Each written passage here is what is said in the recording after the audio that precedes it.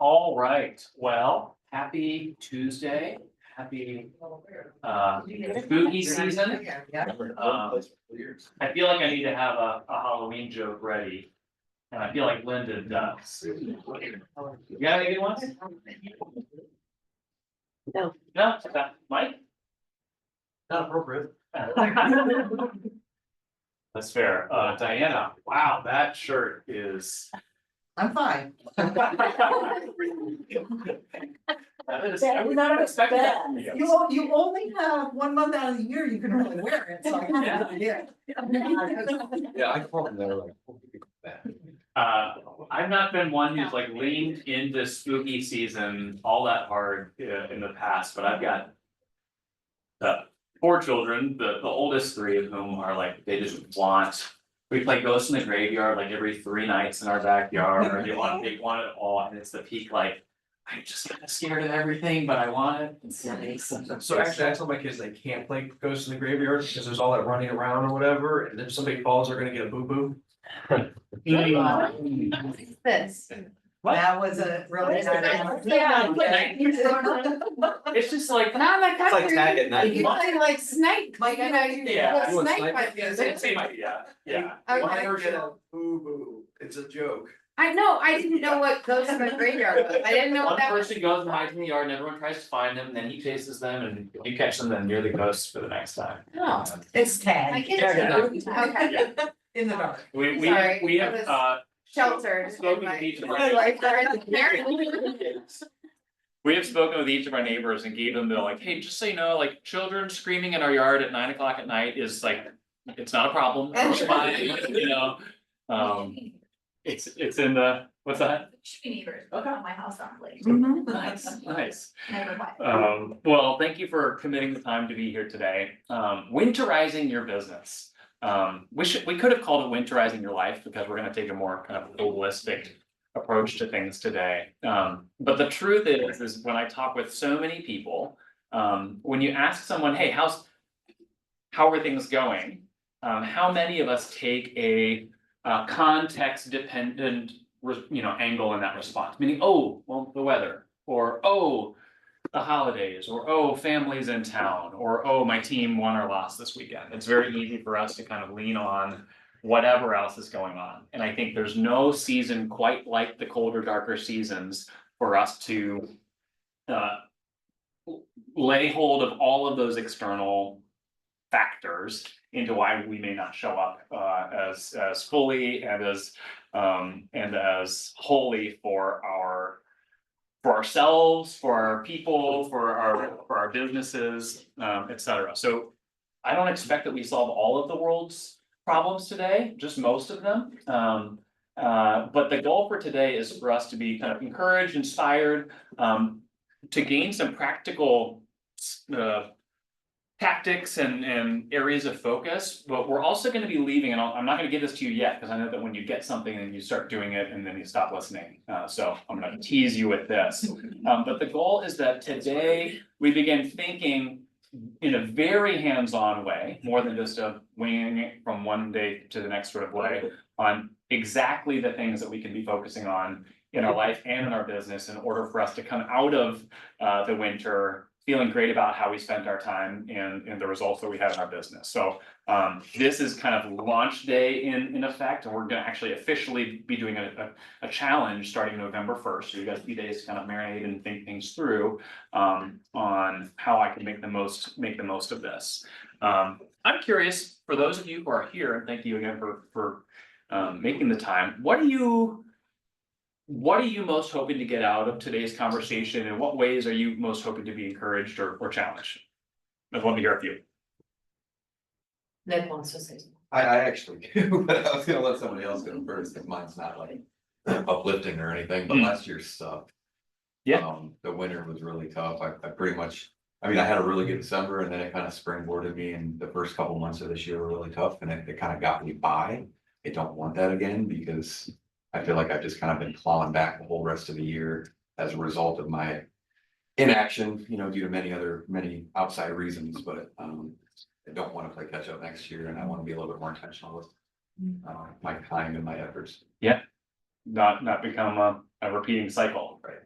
What's the, definition of insanity is doing the same thing over and over and expecting a different result. And so are you approaching this season saying, okay, I don't wanna do that again.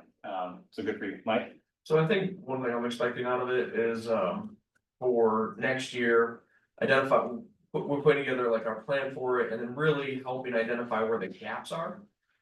In our process, and sometimes it's a pain point, because like, oh man, I can't believe we were missing that, but it's beneficial whenever we find those pain points, what we're.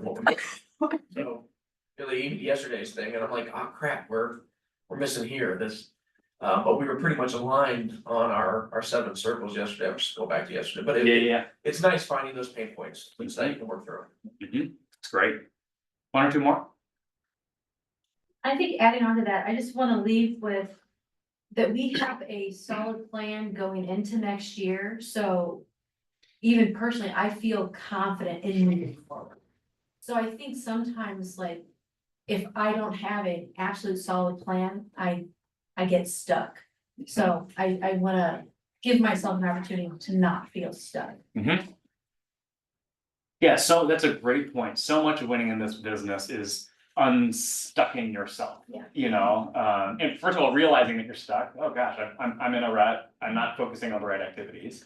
And that's a life comment, not just a business comment, but having quick mechanisms and that's, you should certainly lead with that today. With if I'm feeling stuck, I can just go do this. And none of this will be particularly groundbreaking today, but hopefully highly actionable. So our flow today, we're not gonna spend too much time on the screen, so sorry about that. We're gonna be hearing from 2 agents who outperformed the market in the cold winter months. I think sometimes hearing not just me talk, but someone who's like, hey, and the 2 people that are sharing, they didn't know that they outperformed the market. I basically looked at all of our agents and say, who crushes it statistically in the market? So we're gonna hear from Melissa Steiner this morning, and then Ginger Kuhn a little bit later, which I'm excited about. We're gonna have conversations around kind of tactical, practical, what can we do from a database standpoint as we think about relating to our people during the winter months. We're gonna have lunch sponsored by Cross Country. And then a session later on this afternoon, a friend of mine from Once Upon a Time is a mental health counselor and performance coach. And his lane is actually coaching athletes to peak mental performance. And so he's gonna kind of tailor that to how can we be at our very best. And so that'll be a little bit later on after lunch. So I'm excited. Sound like a plan? All right, with that, Miss Melissa Steiner, come on down. Let's give a hand of welcome to sweet Melissa. That's not what's up.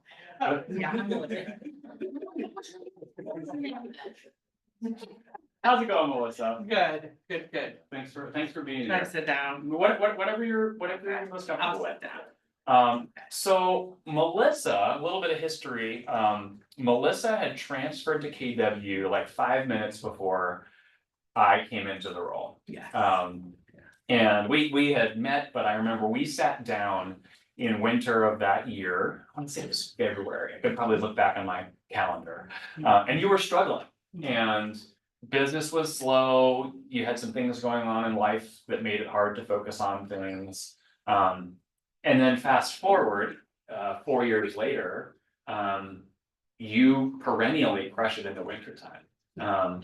And so talk with us, first of all, not everybody knows you, give us a flyover, who are you and what would you want to share? So I'm Melissa Steiner.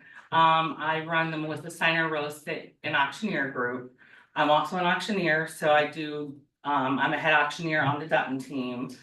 And then I also help with the AAA team. I started it years ago with the showing assistance team, where if you are an agent that you need help, let me know, because I can help you get involved in that. So that way you can have some of the newer agents or even seasoned agents that need to make money real quick to like open doors and just show houses for you. It helps both sides.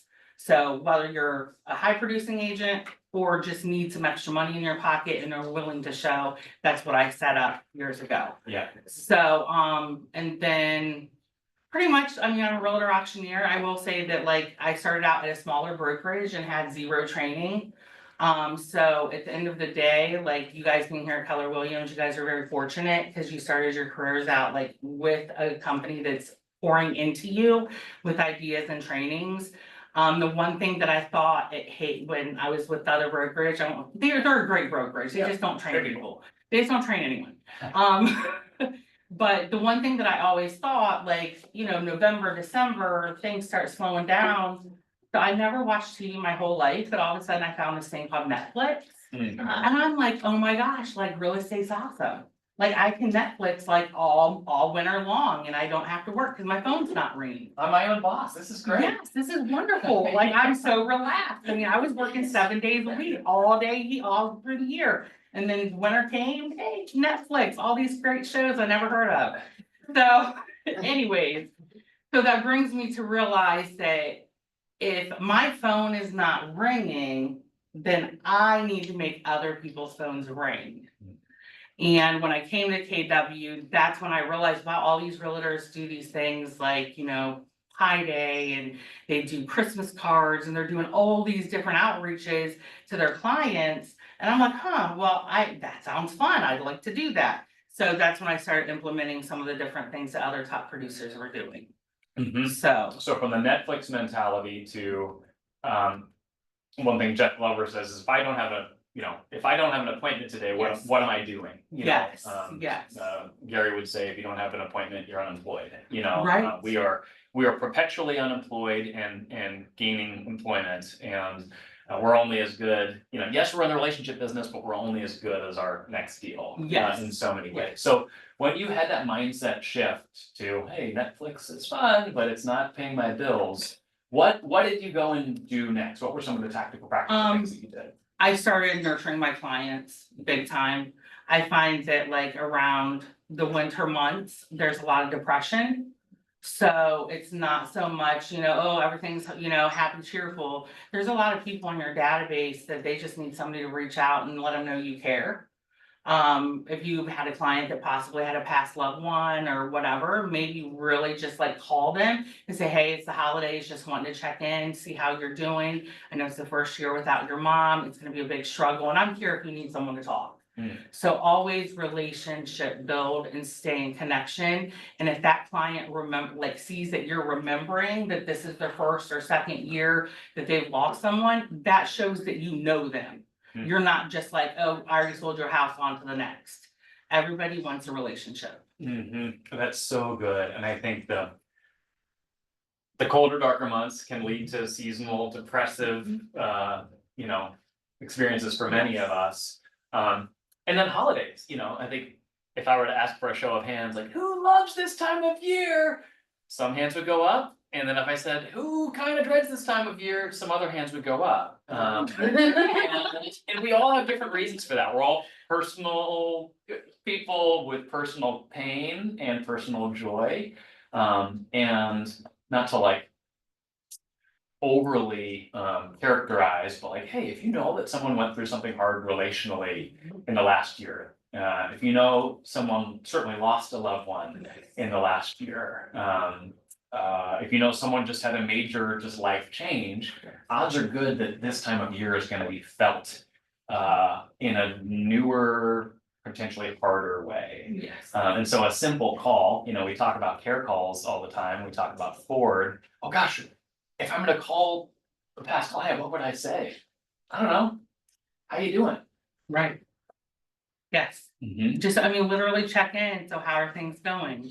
I mean, and even like from the adverse, like even if it's, you know, checking in with them, hey, I know it's your first year, like your mom's house, whatever.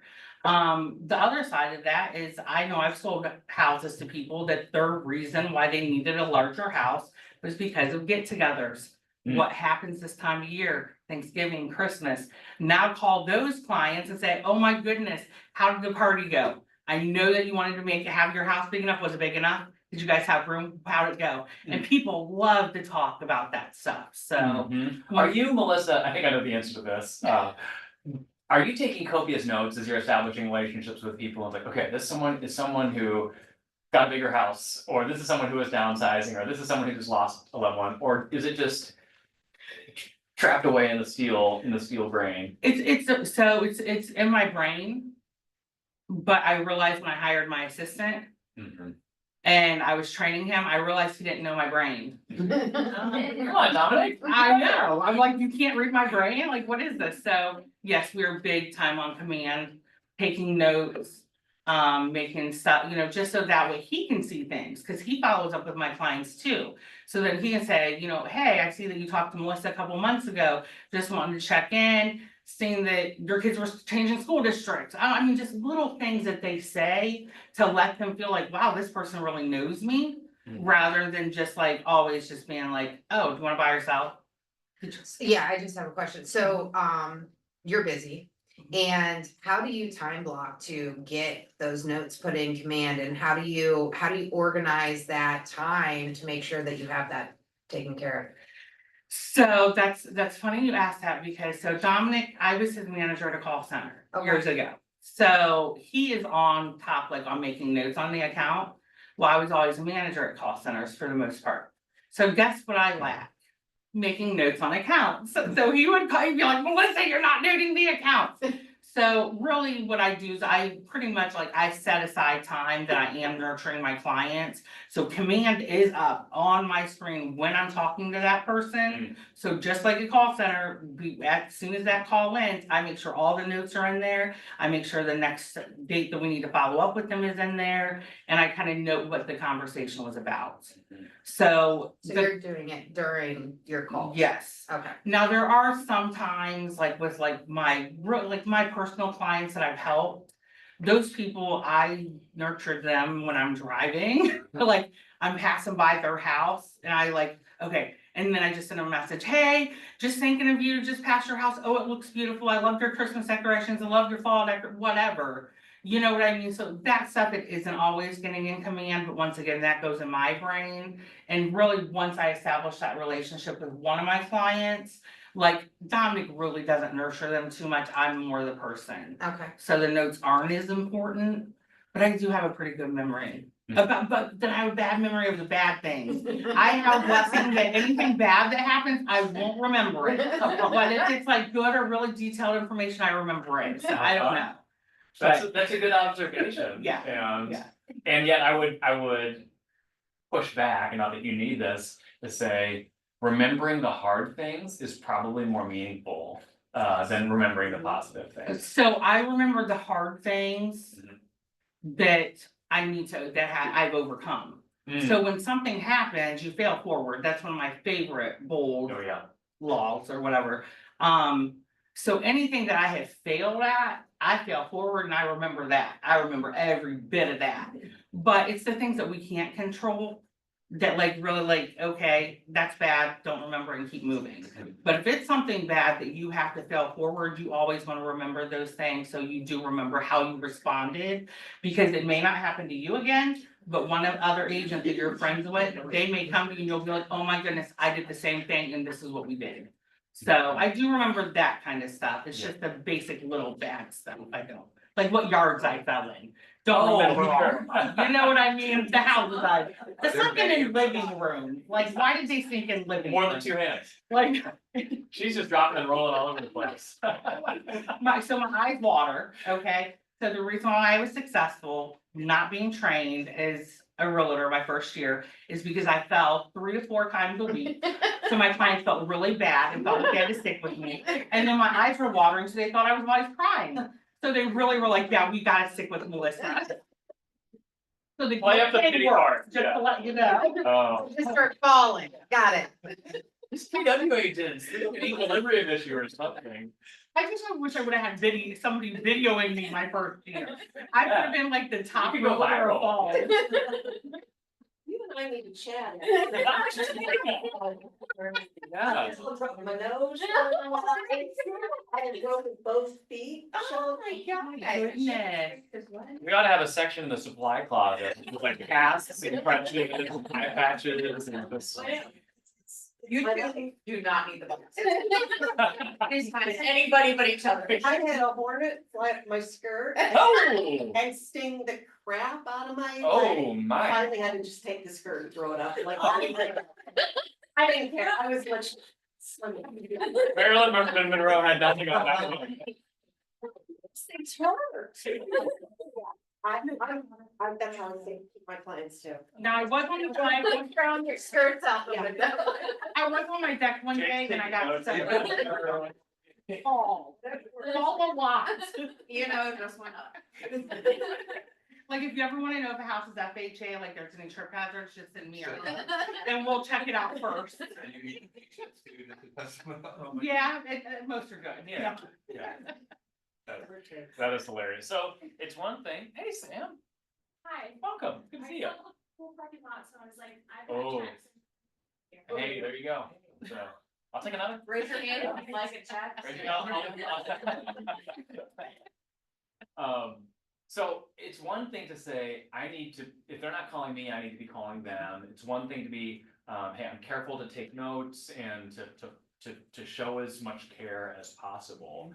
Talk with me, you mentioned pies, like talk with me about proactive things that you put in place in the colder months that have been effective for you. So the one thing I will say, like, also, like, to me, like, when you say the holidays, things slow down, to me, like, that is when I, like, do the most, as far as, like, marketing and stuff. So first of all, I do the Pie Day, which is, you know, you're mailing a postcard to all your previous clients, and it's all your previous clients.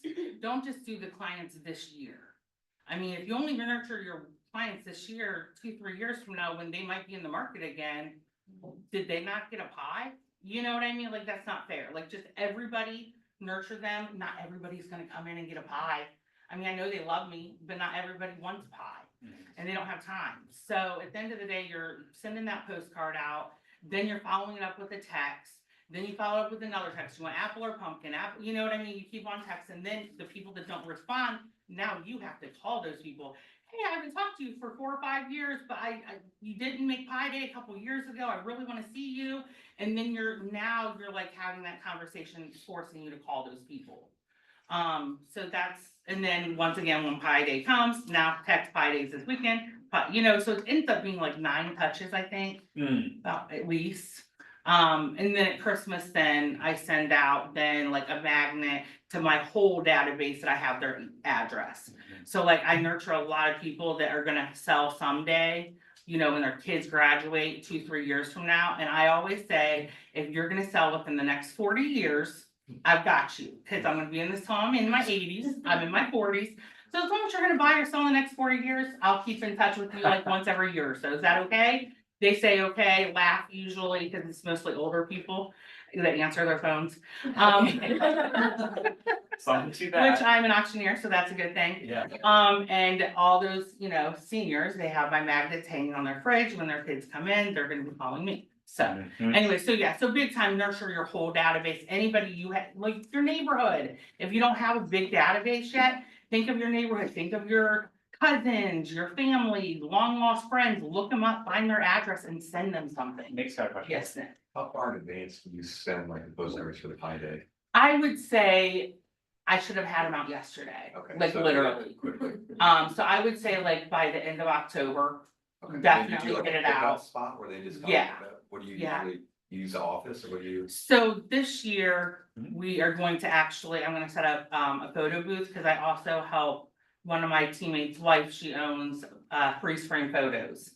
So she's gonna set up her photo booth in here, so that way the clients can come in, pick up a pie, and then they can get like a photograph of them with their kids, or you know, whatever, and kind of a fun thing, but also like maybe something they wanna put in their Christmas card. Right, yeah. And then their family's gonna say, where did you get that photo done? Now they're saying, oh, my realtor and freeze frame, you know what I mean? Now we're like even spreading the word about both of us now. Okay, I love it. Did you send your postcards in command?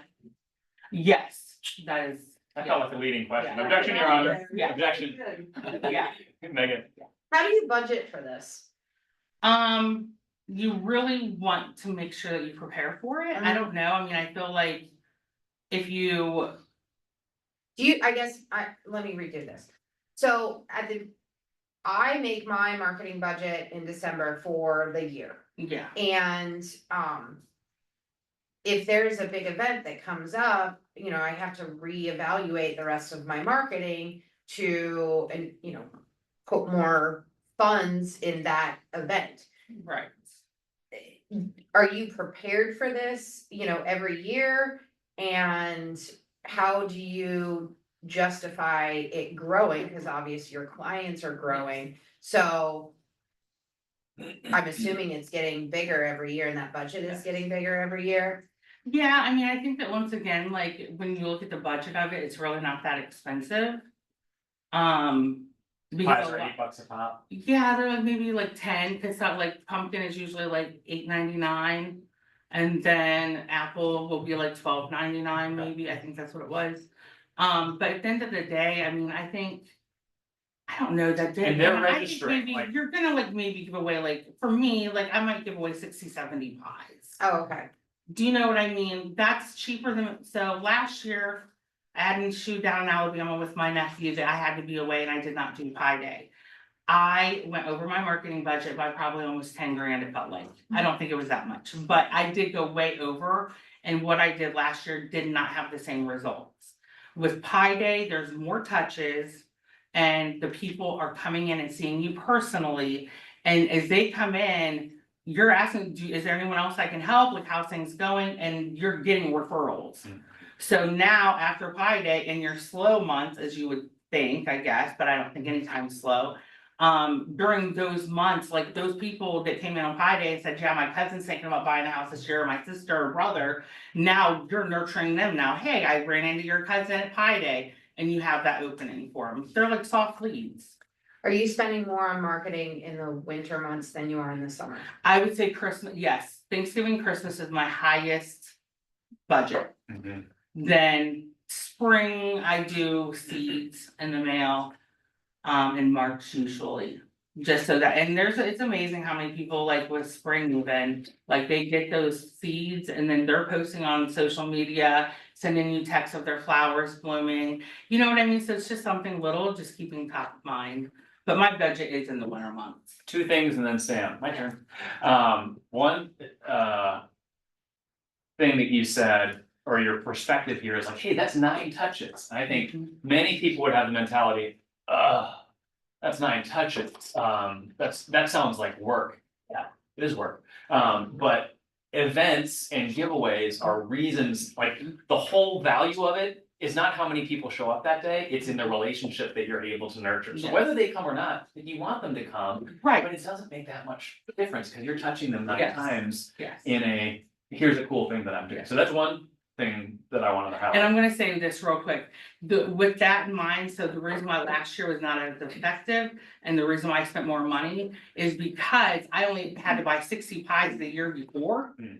Whereas last year, because I didn't have Pie Day, now I had to send a flipping gift to every one of my clients. Oh, sure, So now instead of just 10 times 6, 600 bucks. yeah, Now I spent $4 for every doggone piece of mail I Yeah. sent.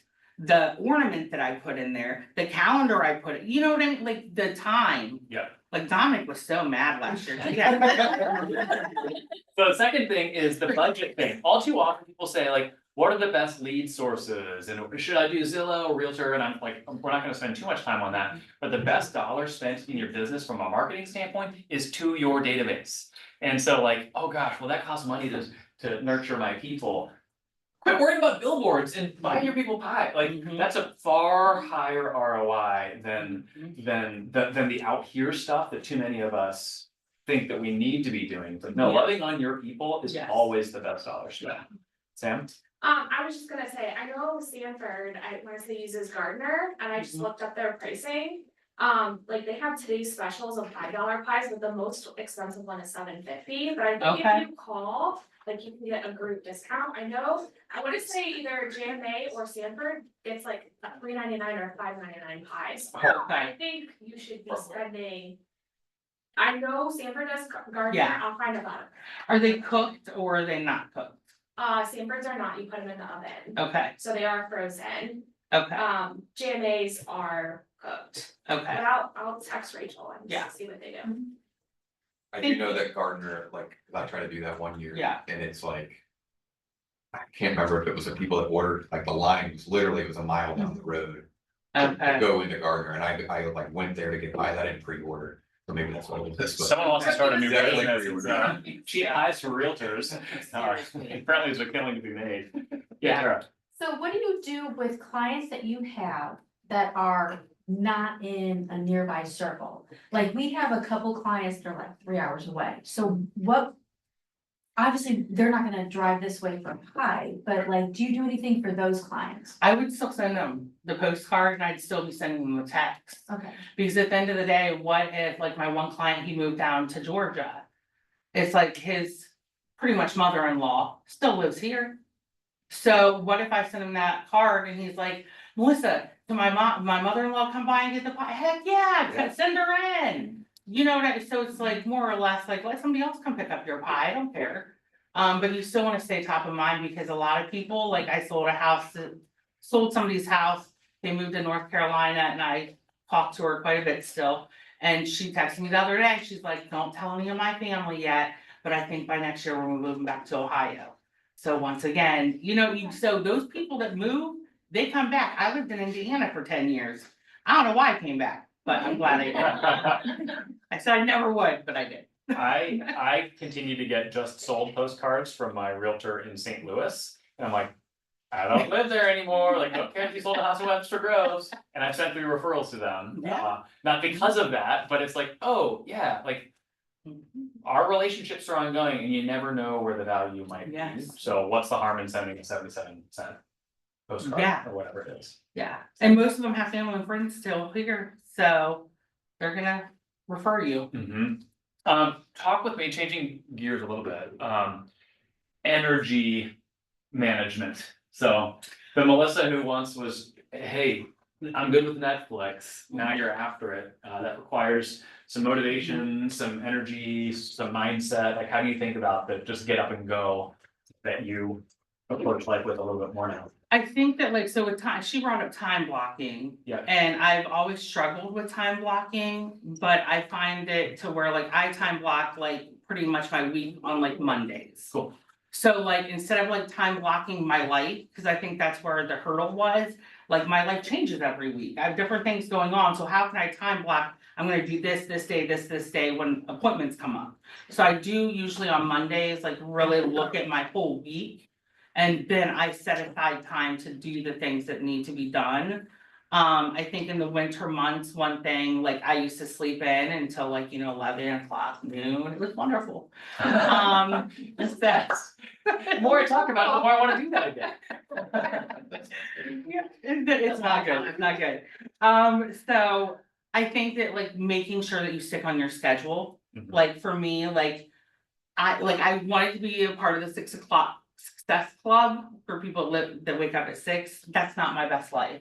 It's not my best life. Yeah. It's not, like I came to realize, so 8 is fine. Yeah. No, 8 is great, 9 is fine. Okay. So like in the winter months, I'm still gonna get up either at 8, I'm gonna aim for 8. But if I get up at 9, it's fine, no appointments, I just might work longer, you know what I mean? So I'm a part of the 8 is great or 9 is fine. So don't get in the habit of sleeping in. Yeah. Cause Jamie Kelly, so she is the one that trained me. I love Jamie. Being So- recorded. It's being recorded. Good. So Jamie she is the one that did train me from like the beginning. Like she was, at least I had a best friend in the industry that could help me learn how to do real estate. But I remember going into the office one day, Keller Williams over when we were on Stevens Circle when we first started my first winter, come in here. And I said, these lenders and these title companies, like they don't get back to me. Listen, so you wanna know what Jamie's response to me was?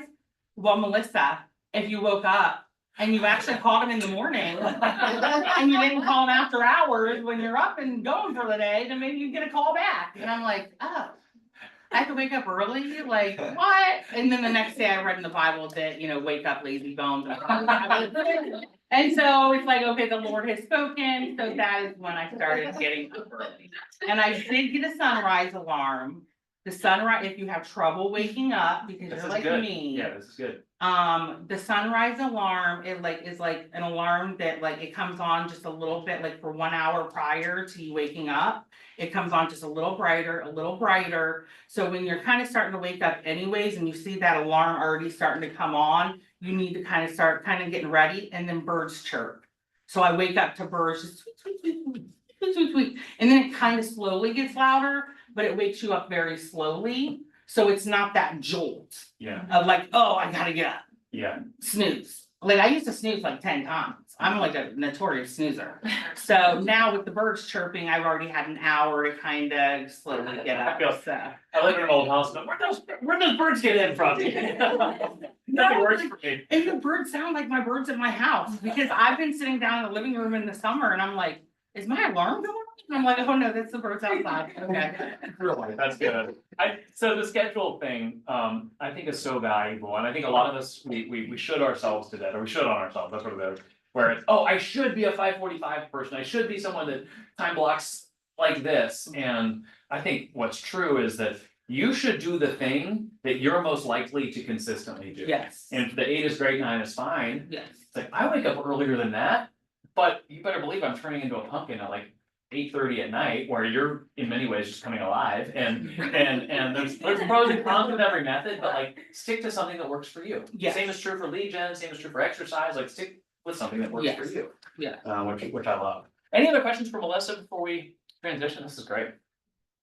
A lot of fun, Melissa. I love being Okay. around you. Let's give Melissa a hand.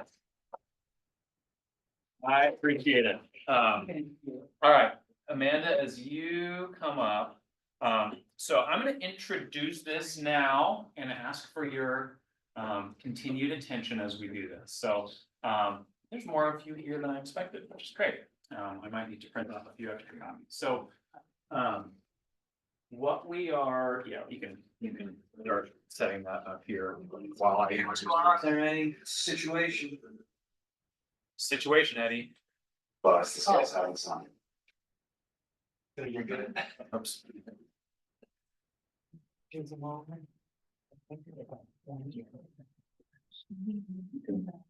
You can mess with that while I introduce this. So, looking at Tara, as she chairs our education committee, there's learning something and then there's doing something, and those are two different things, and, you know.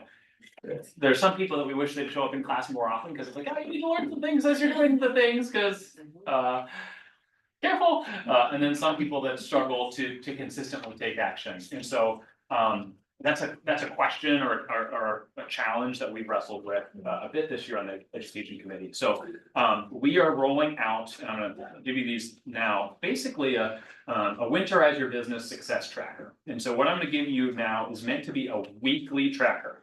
And there's more than 1 week that you need to be effective at this, so you'll be getting emails with the kind of your downloadable and printable version. I think printable, I do so many things digitally, and digitally is harder to maintain consistent action towards. So I'm gonna encourage you to, when I email it to you all, to print and continue to utilize. We'll have some extra copies available in the training room. But what it is a menu of good things to do.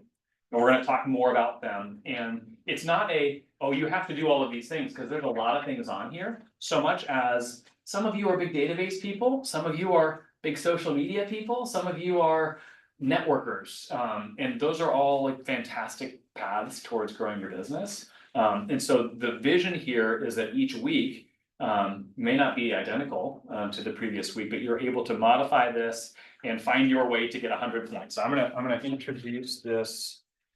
As we look at it here, I'll give one, well, I'm gonna skip you for now because we're short on print. Do you want me to work more? Yes. I'll do it. It's fine. Oh, yeah, Do it. copies. I was like, oh, I need to email it. Copies.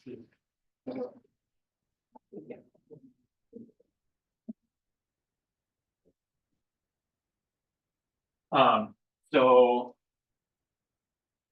we'll go kind of through this as we go, but you'll just see here. So on the far left column is, excuse me. I just did a bunch of stuff, a bunch of things that are good things to do. 25 database contacts added. I'm gonna meet 25 people, or maybe I already know these 25 people and I'm gonna add them to Command or a CRM that I'm using. I'm getting 10 points for that. I'm gonna host an open house. That's 10 points for that. I'm gonna have 25 two-way conversations, which can be text, but requires response. Could be social media, but requires response. And so I have assigned admittedly arbitrary point values to each of those things, but the goal each week is for you to build your own path to 100 points. You'll find that some of these things are life and health related, exercise 3 times weekly or hydrate. The bottom one on the front page says cut out blank. Some of us, say I need to dial back alcohol consumption during the winter months. I need to dial back sweet consumption, whatever. You can make your choice there. I only made that 5 points because I think there's more to life than those things, but that may be important for you as you think about health in this season. Script with a partner, listen to a podcast, read a book, time block your week out for dollar productive activities, which Melissa just talked about. And so we'll talk more about this kind of in the action section towards the end. And I left a bunch blank. You may say, oh, there's clearly something that's important to me that's not on here. And will readily admit that this is not an exhaustive list so much as a place to start. But the design is for this to be a tool that every week you're relating to. And then so you got the point value, and then you're basically just tracking. So 25 database contacts added, you can use the Monday through Friday there to, oh, I added 5 today. You can have a relationship with the goal rather than just making it a simple check mark or not. So with that said, before we. Mark, did you say you're gonna email this out to everyone? We will, yeah. You got one. Let's take and pass. So one of the things that I love about KW is the smart people that are doing smart things aren't afraid to share those smart things with the rest of us. And so as we get ready to talk about good ways to nurture our databases during the holidays, this is a 1-pager from a top producing agent somewhere who said, hey, I'm glad to share my playbook. And we do have extras of this one. Because Amanda, oh. Oh, wow. It's pretty good. So what you're looking at here is one top agent, so Dave Hook in Carlisle, Pennsylvania, which is South Central Pennsylvania, his 60 touch program. We've heard different numbers, 33, 36, 72, 60. There are those who have a greater than 100 touch program, which I hear that and takes my breath away. And I don't think the magic is in the number, the magic is in the consistency at the end of the day. So we're providing this to you as a one model to look at. Because the truth is when most people say, oh, I don't think 60 is the right number, most people who say 60 is the right number have like an ambiguous 3-touch program where it says, sometimes I think of people and sometimes I reach out to them. So hard to throw stones when that's when that's where you're coming from. So I'll walk through this briefly and then Amanda will talk kind of more practically in the winter months. So why does the 60 touch program system work? It allows you to capitalize on pre-built trust. That is, you're nurturing existing relationships. The frequency of impressions gains mind share. The more you're in someone's inbox or phone or life, the more they are likely to think of you. 1 in 10 people in a database convert to a closing over time. So the more people that you're nurturing at a highly consistent level, the more business that you'll get. It is a systematized machine, systemized. And he claims with his that it gives a 30-to-1 ROI because there is an investment. His secret sauce is that he has a nonprofit that he invites people to participate in. And hey, we're doing this fundraiser, we're doing this giveaway. That may not be you, but there might be opportunity for you to partner with someone. I am passionate about something that's happening in Massillon, so I want to partner with them. And that's a reason to be in touch. We'll just look briefly at what the components of those 60 touches are, and then I'll give the floor to Amanda to talk about some ideas. So in his 60 touch program, there are 36 emails. There's 12 hot listings, which is, hey, check out this one. There's 12 video emails that answer a question about the market of the moment or top questions that you often get asked by customers. How many people are on Jose's email list? Am I the only one? I am, sorry. Fair enough. It was getting too much. It was like touching. Every 2 weeks, I get an email from Jose answering a question about the market. And it's kind of 3 things that buyers need to know now, it's a 2-minute video. But he positions himself as an educator and a market expert. 12 hex emails, state of the market. Here's a link for a free home value estimate, free home search. So that's 36 emails over the. There's, on top of that, 12 direct mail pieces, so 6 postcards, handwritten note, something about the market of the moment, call to action, etc. There's 6 newsletters, which are answering questions or something personal. Something going on in the community, etc. And Amanda is doing great work in that arena, because that's an arena that is often undertended. I heard somebody got a listing from there, man. Yeah, absolutely. Sierra Jones, she did this and she got a listing. It can be that simple. It's not always that simple, but it can be that simple. Make it sound that simple. It's always that simple. He includes 4 items of value, so market prospectus, so that's basically Gary's state of the industry slide deck in kind of printable, shareable format. 1 notepad with a magnet, kind of giveaway, 1 referral directory, hey, here's my list of handymen, contractors, etc. And then 1 calendar with a magnet.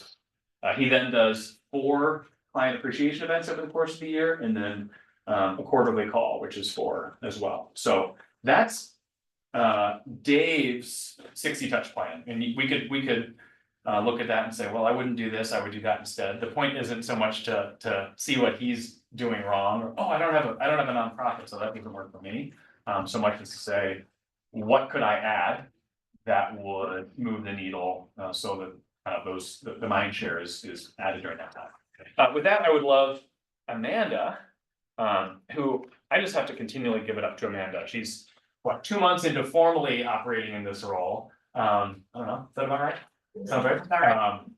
And I know many of you have met with her and have found value already. I get to see it up close every day, the way that she cares for you, and not just in helping you understand where to click, but actually helping you do things that make a difference in your business.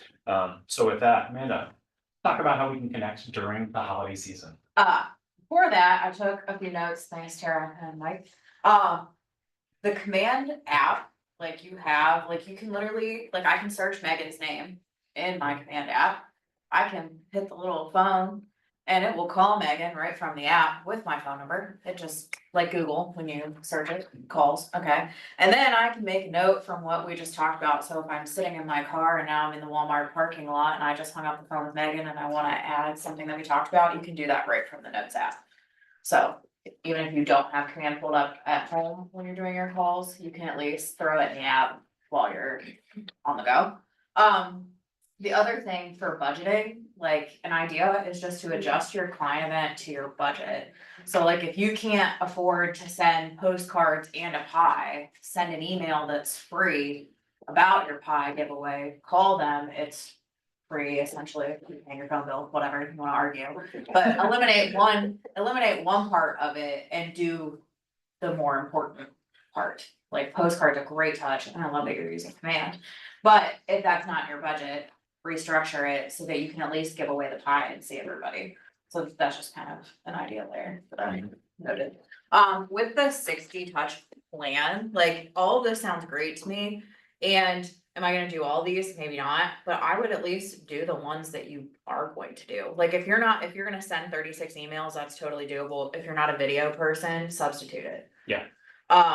The other thing I would do is the 4 items of value. If that's not in your marketing budget, send the calendar with a magnet. At least it's one touch, and just kind of structure it to something that, don't just look at this and be I'm never doing any of it. Yeah.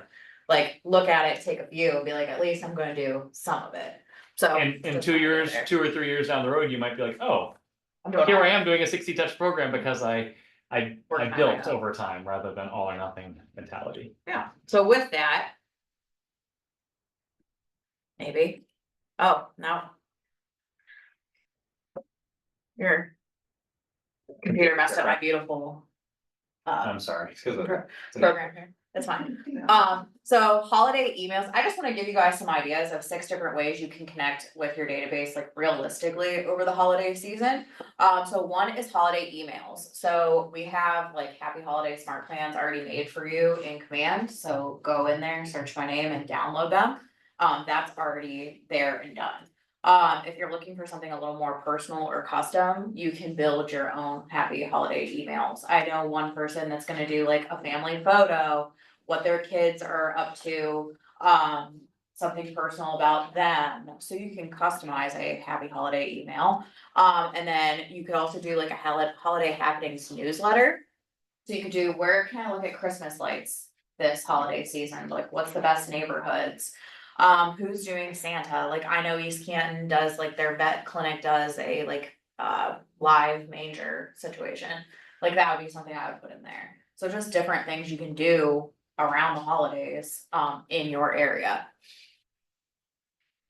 Oh, good, I said that. The other big thing, light up downtown. I know like our Mansfield folks, they have light up Lexington, that's a big deal, light displays, all that good stuff. Another idea, and then the second way would be holiday mailers, so sending those direct mailers to your database. You could like include on the back like a fun little recipe. I wanna like shout out Ginger, she does like a ginger snaps thing. It's, like, Oh. super cute. Change my name to Ginger. Yeah, I love that, Ginger's snaps, is that what we decided on? Yeah. I like it. It's up for debate. I thought we all voted. Again, Okay.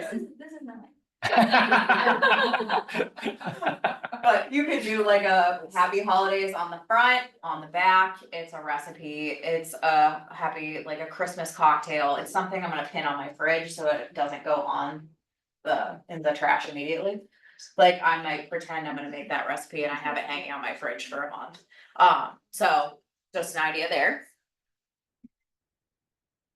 Sending personal cards with handwritten notes, so if you really wanted to get crazy, you could buy Christmas cards. And you can just do like, I'm gonna send handwritten cards to my top 50 and I'm gonna send postcards to the rest. You can, like I said, do your budget, how it works for you, manage your time, how it works for you. If you have time to send 200 handwritten holiday cards, that's great. And if not, segment it and trim it down. You can include a photo, you could do like a $5 Starbucks gift card to your top 50, to your top 25, to 25 random people. That's just an extra little thing you can put in there. This was really driving me nuts with the. It's like one of those puzzles you have to like, look at Abraham Lincoln's face, what's inside it? It's really rough. Oh, there it is, live I design in action, I right? just Oh. have to, it's too much. Oh, that is better. It was too much. The other idea is holiday giveaways. So do a giveaway on your social media. A big tip I have is include a Google form. You all have Google Forms in your Gmail accounts. Create one and ask for all the information that you can and want. My name, what's my address, what's my email, do I agree to being contacted? And, am I interested in buying or selling in the next 6 months, just something? And then you can link your Google form, will literally create a sheet. You can add a little column for the tag that it was my holiday giveaway 25, so I know like where my leads came from. And it's all right there, you just upload it into Command. After you're done, but definitely like if you're gonna spend money and do a giveaway, like include the form, get your information out of it. Like if I'm just giving away $100 worth of stuff, like I'll give you my address, like. Can I add one thing to that? Yeah. One thing that we do anytime we do an event, we always partner with other local businesses, and it's a great way to just get to know them, but then we ask them, hey, we're doing this, can you give the giveaway, so we're not actually spending any money? And small businesses will just give you things. Yeah, Yeah, you can put together like a holiday gift basket, it's nuts from this business, it's a gift card to get my beard trimmed at this business, it's a $25 gift card for here, and you just put the whole thing together. And maybe you only spent $25. But either way, like I highly recommend like getting that information. If you're giving something away, people are gonna fill it out. I've seen great turnout with that. You can also, when you're doing the giveaway, you have to share, you have to comment. That's how you enter.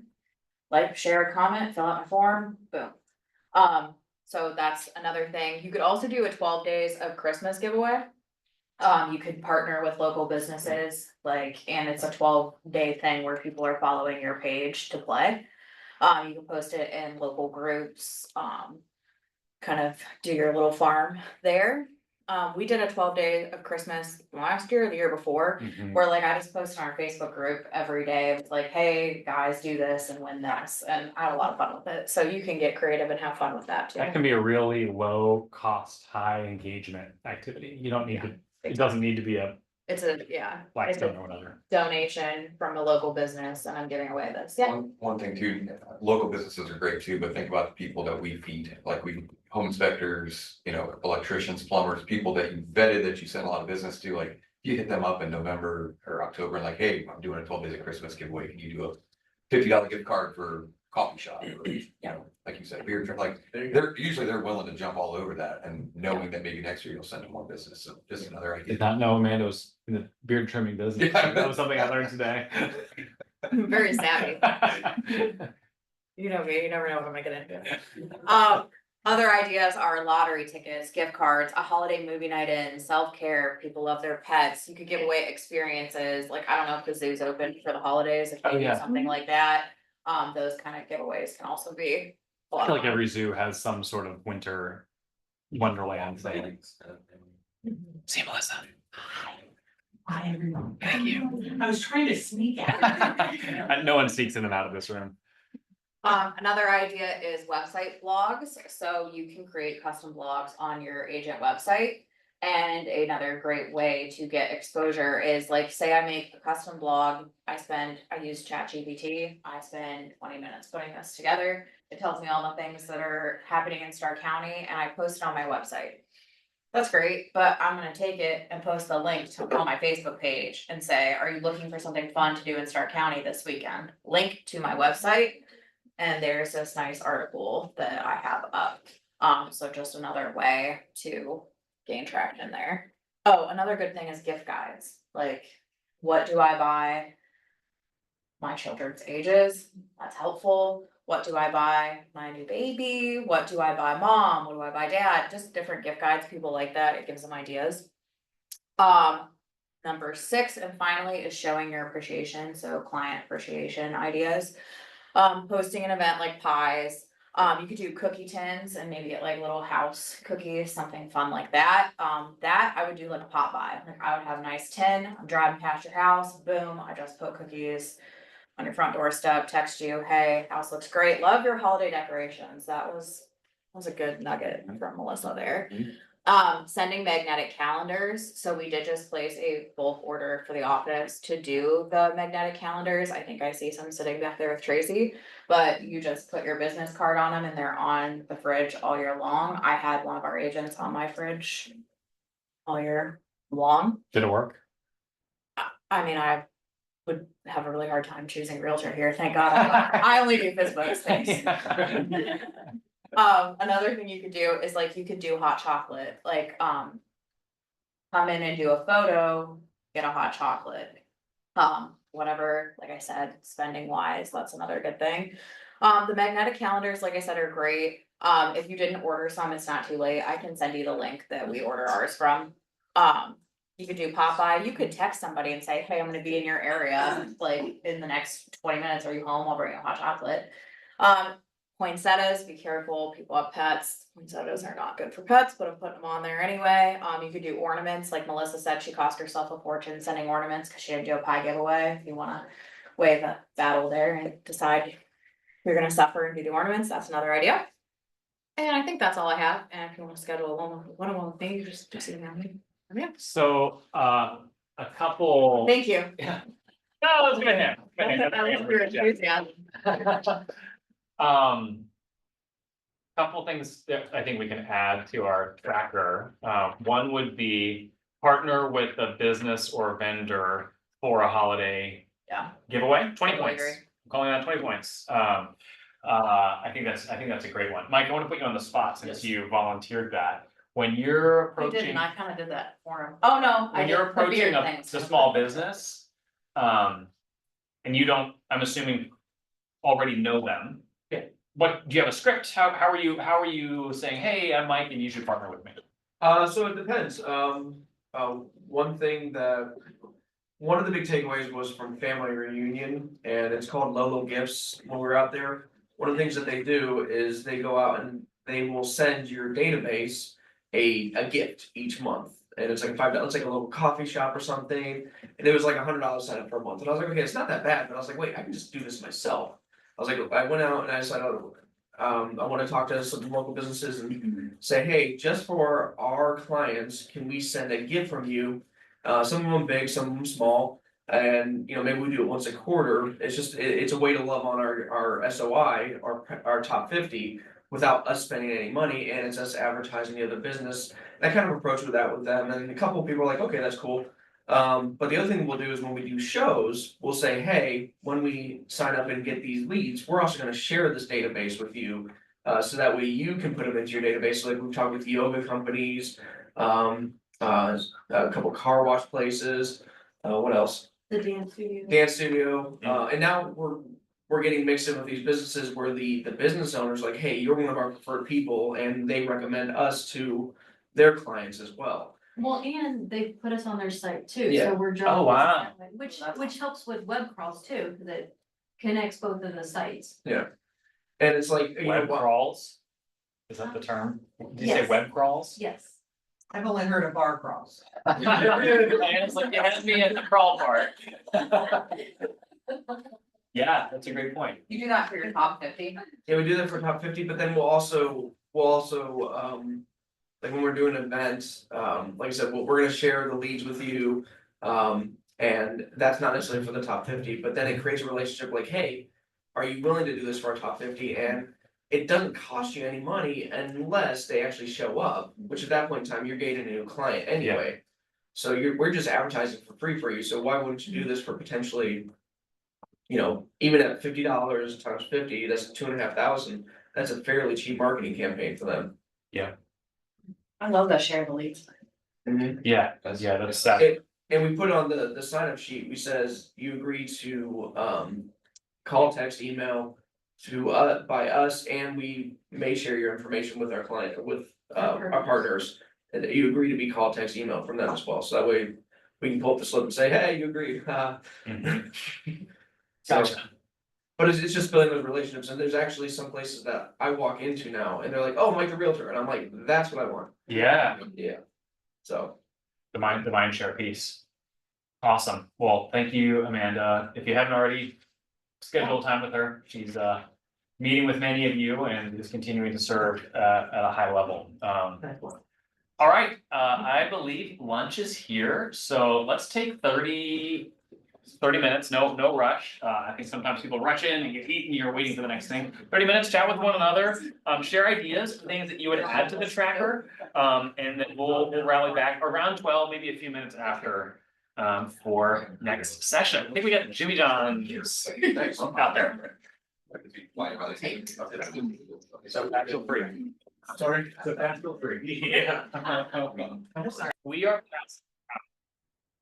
As we think about our tracker, and as we think about, kind of healthy points of emphasis in our life and business, I want to introduce to some of you and reintroduce to many of you, the 7 circles. And some of you were at the training with John yesterday where we spent a good deal more time talking about the 7 circles. But I wanted to bring this up because if you're in this room, you are a whole person, not just a real estate selling person. And the 7 circles, this is from Gary Keller's book, The One Thing, helps to account for kind of the wholeness of who you are. So I'll start at 12 o'clock and move through. So your spiritual life, your physical life, your personal life, your key relationships, your job, your business, and your finances. And in the book, The One Thing says, as we think about focusing on the right activities, we deprive ourselves if we just focus on how many listings do I need to take this year in order to hit my goals, because that's not why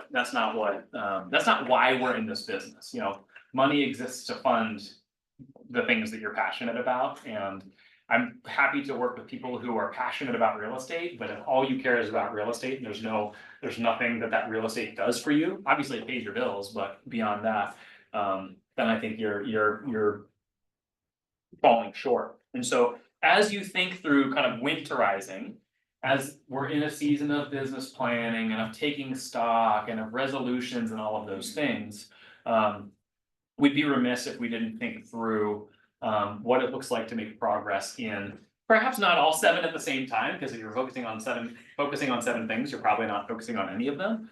But to identify, and the exercise that a few of us did yesterday was going through each of these circles and saying, on a scale of 1 to 10, 10 being it couldn't be any better, and 1 is I don't even know how to spell that word. Where would I fall in each of those? And so let's do it briefly. And if you did this yesterday, you know, you can or can't, but real quickly on the sheet, just write write a small number, but beneath the circle in each category. For how you would rate where you currently are. In one quick note, delineating between job and business. Your job is the actual practice of real estate. It's the things that I do when I'm on a listing appointment, the things that I'm doing when I'm calling and generating leads. That's my job. My business is the goals, the strategies, the P&L, the clarity around what I'm aiming for. And there's plenty of really good realtors who are good at their job who are not doing well in their business. And conversely, great business strategists who aren't actually doing the work of real estate. So it's possible to have very different scores there. So just take a minute and rate yourself in each of those 7 categories.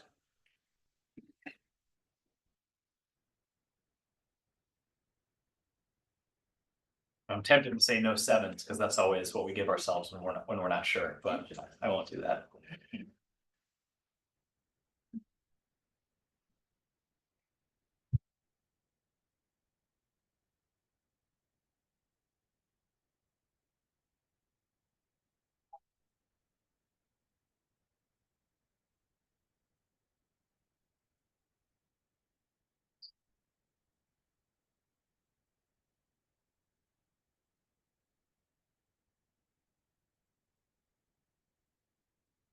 All right, assuming most of us close to done. I want you to look at 1, you can choose 2 if you want, but feels the most important to get right as we head into this winter.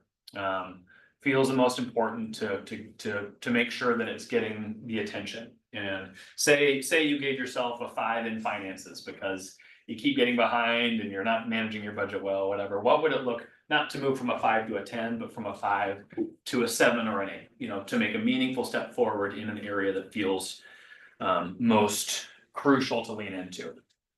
So put a check mark next to the one that feels most crucial or important.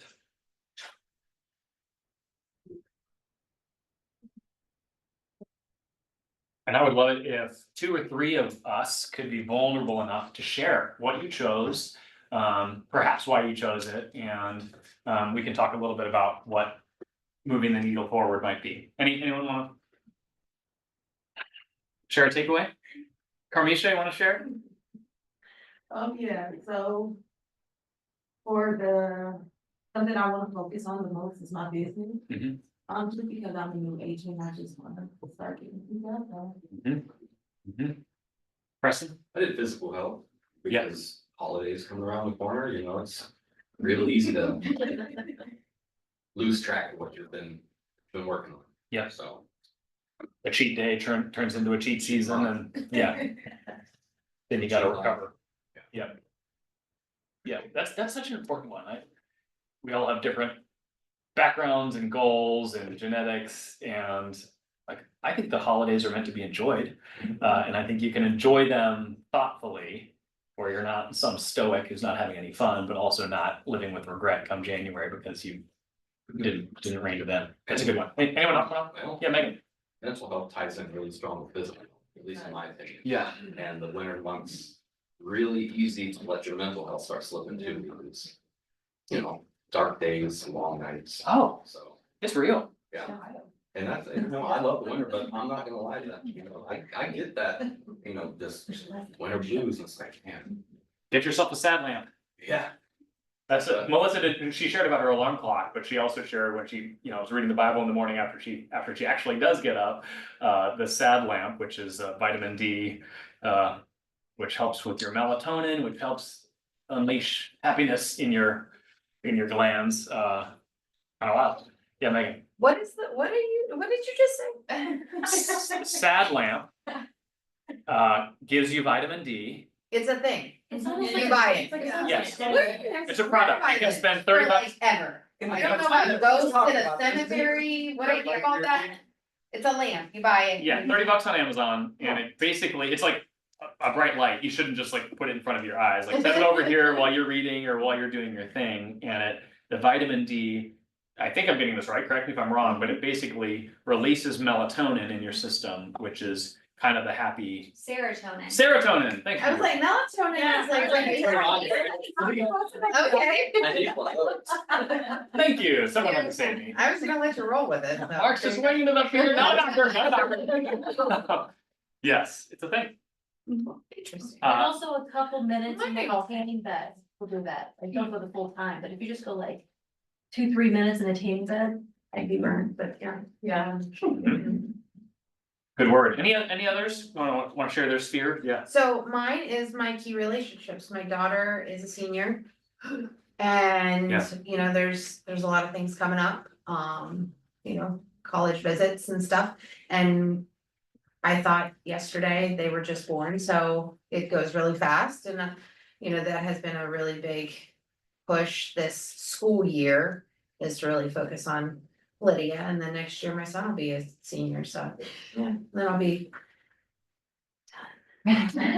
You're never gonna. I know, but Which- you know, Sounds exciting, but also I sense a weightiness to that as well. Yeah. I wanna make the most of this Yeah. season. yeah, Yeah. absolutely. Yeah, and the point that John made yesterday was, those are things that are important to all of us. And yet, when we think about business planning and time blocking, we often leave those things out. And so we plan for our business and all of the calls and contacts and all of these things, but, you know. Does setting goals around quality time with Lydia show up anywhere in your life? And if not, you know, that's an opportunity. Anyone else want to share what they're reflecting on as they look at those circles?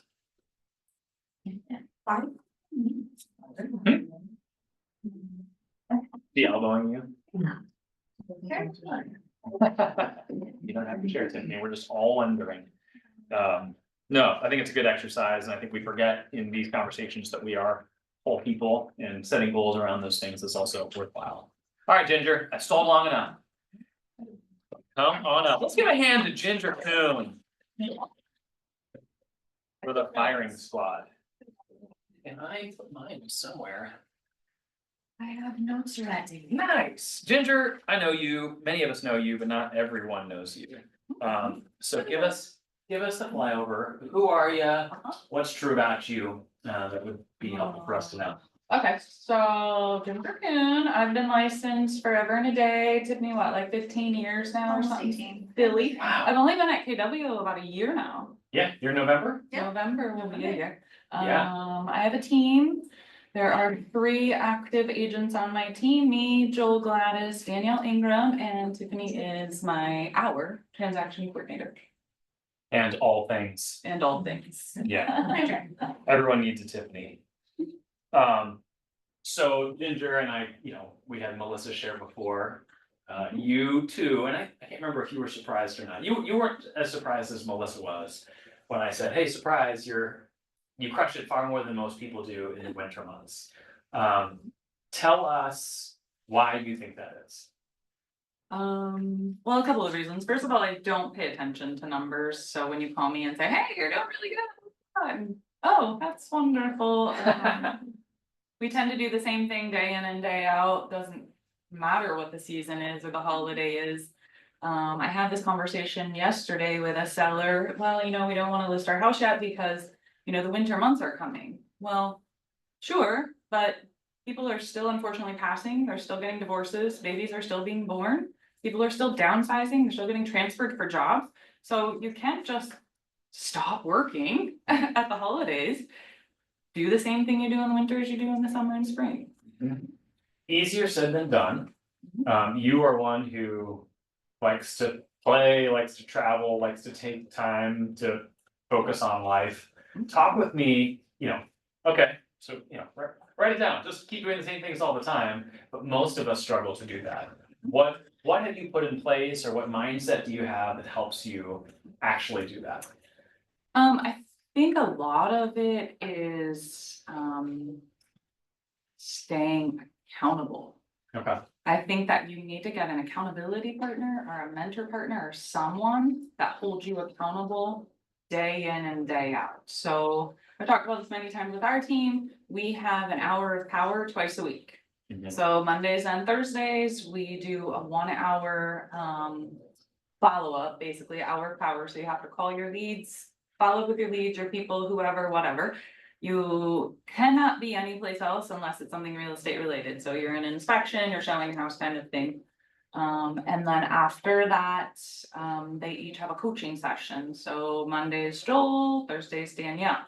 But there's many weeks that I just want to stay in bed. I don't want to go to the office. I don't want to do it. Mhm. But my team is holding me accountable and I'm holding them accountable. So I really think if you get someone that's going to hold you accountable, you'll start to see that the business then turns on its own Mhm. by just being consistent. Yes, so I think that's a huge takeaway. Hey, I'm in real estate, I'm in business for myself, I'm my own boss, this is awesome. Also not awesome because I'm not accountable to anyone, and being accountable to no one typically does not yield the life that we're aiming for at the end, at the end of that lack of accountability period. So I think one takeaway is, how do I manufacture accountability in my life?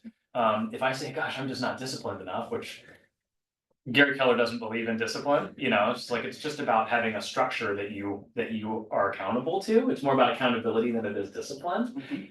In my mind, discipline is like, I'm just gonna wake up and I'm gonna do a hard thing, as opposed to like, no, this is just here. I'm not making, there's no decision to make about it because it's already out there. So I think a question for each of us, if I don't have an accountability partner, and I'm looking at you guys because you're married and then you're in business and there's complexity there, but I was just gonna say, probably shouldn't be your spouse. Unless you're business partners, then we can talk about that. Just because there's layers there. Who in my world, whether it's another agent, whether it's a mentor, whether it's my team lead, someone that I respect, that's gonna hold me to my own goals, that's a huge thing.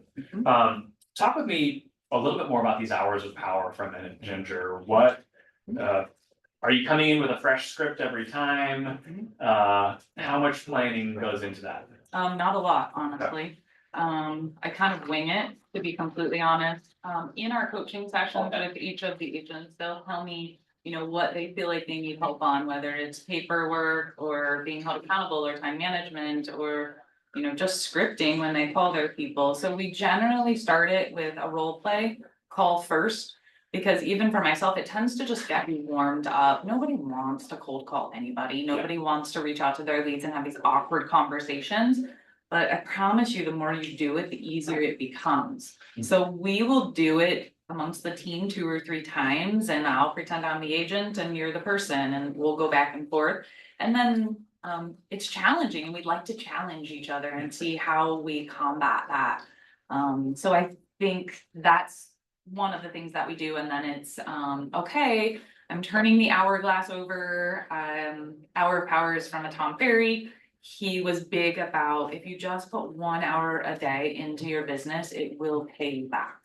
So he actually has like an hourglass, and so I'll say to the team, all right, hour of power, and I turn it over, and for 1 hour you have to, whether it's phone roulette, whether it's calling your leads, whether it's calling your sphere, whether it's following up with clients, whatever it is, for 1 hour. You can't do 1 hour a day in your business, you will not make it. What's phone roulette? Also a Tom Ferry thing, you Okay. basically, we can all do it now, let's do it together. Okay, guys. okay. Everyone go into your contacts. Anyone's heart rate just accelerate? Mine did. And I promise you, this works. And remind me when I'm done to give you another tip that paid off for me yesterday. Okay. So phone roulette is you basically just scroll through your phone randomly, and whoever you stop on, you have to call them. Unless it's another agent, obviously, you don't wanna call them. And even if it's, oh my God, I haven't talked to this person, and I promise you this worked at a Tom Ferry Summit thing that I went to, they made us do this.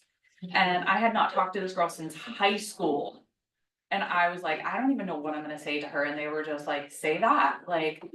So we made up fake scripts like, hey, so I'm actually in this competition, I'm sorry, I know we haven't spoken in years, how are you, how's life, what's going on, blah, blah, blah, blah.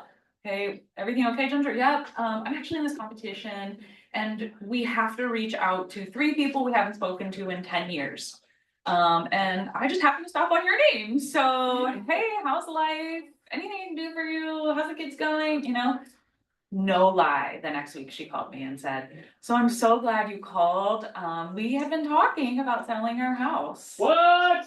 That's crazy. 3 transactions from that one. Wow. That is wild. I helped her sell, helped her buy, and then helped her brother sell. Wow. Mhm.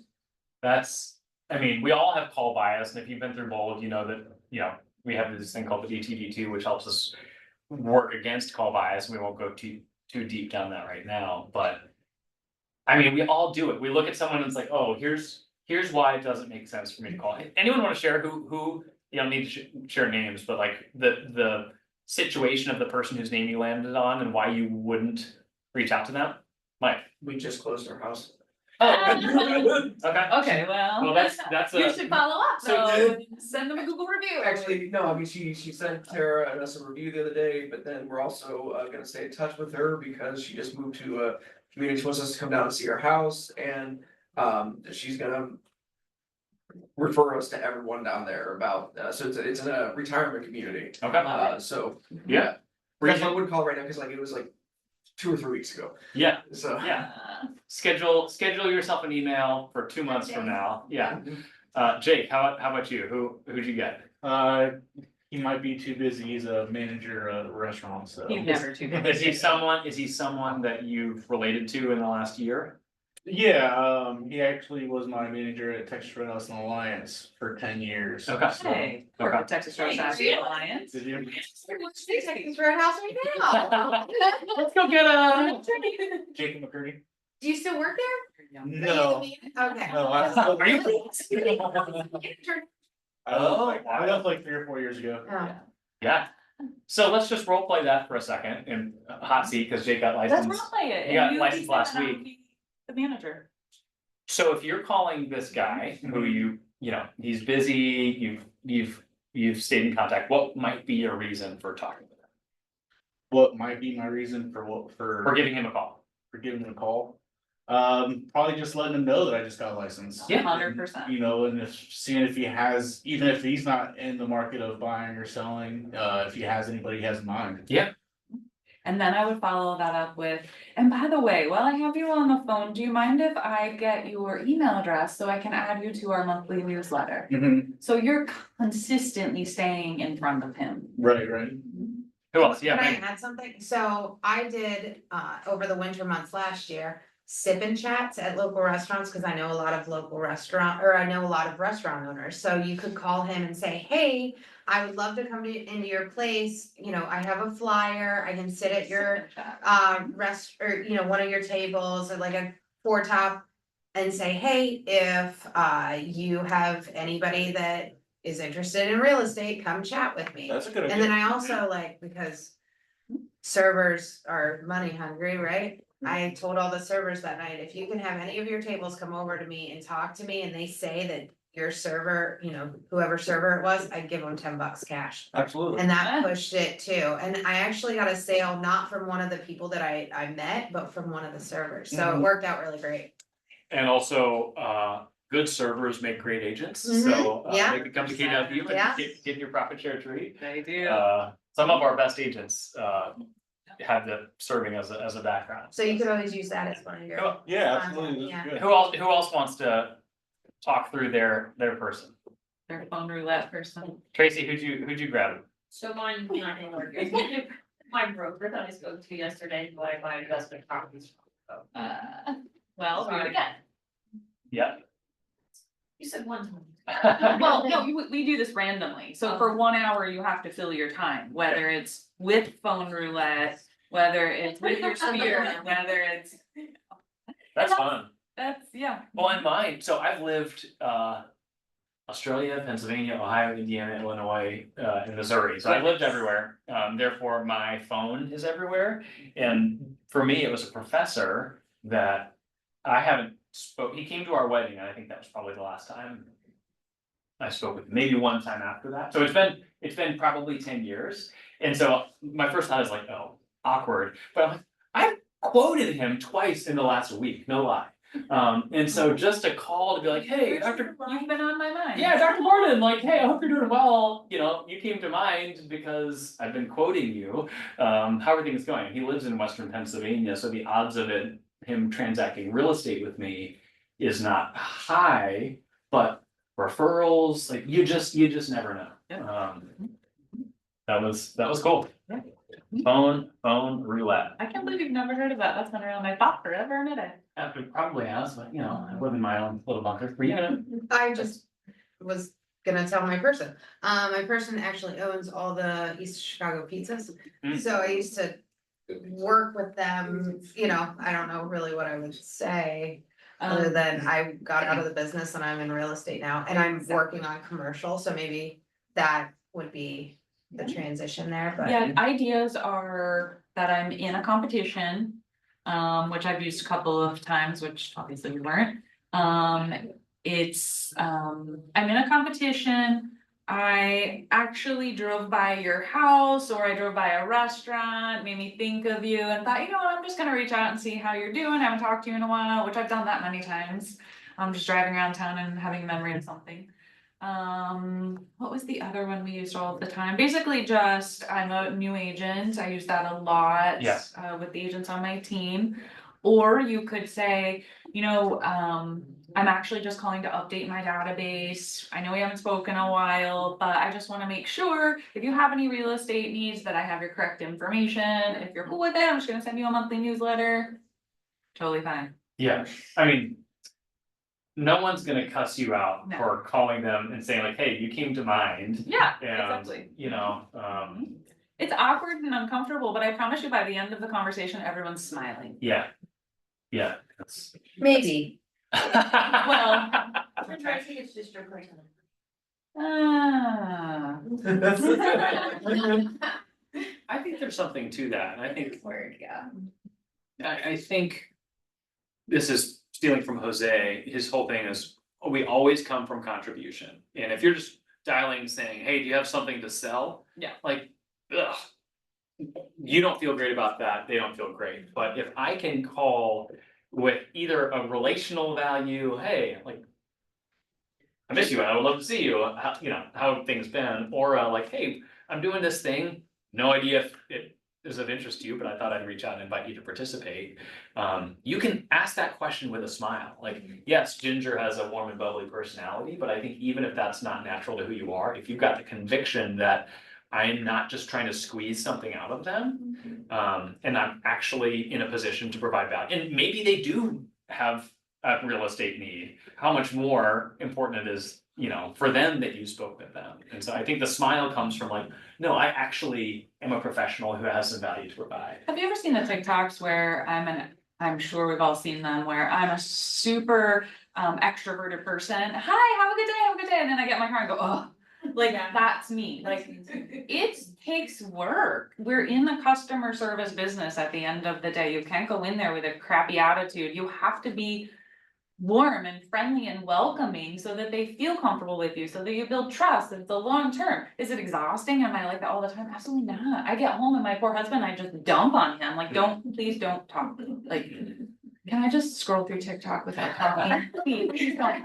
Like, I feel bad, but it's true because I am always having to give that extra and then he gets the crap left over, but. Do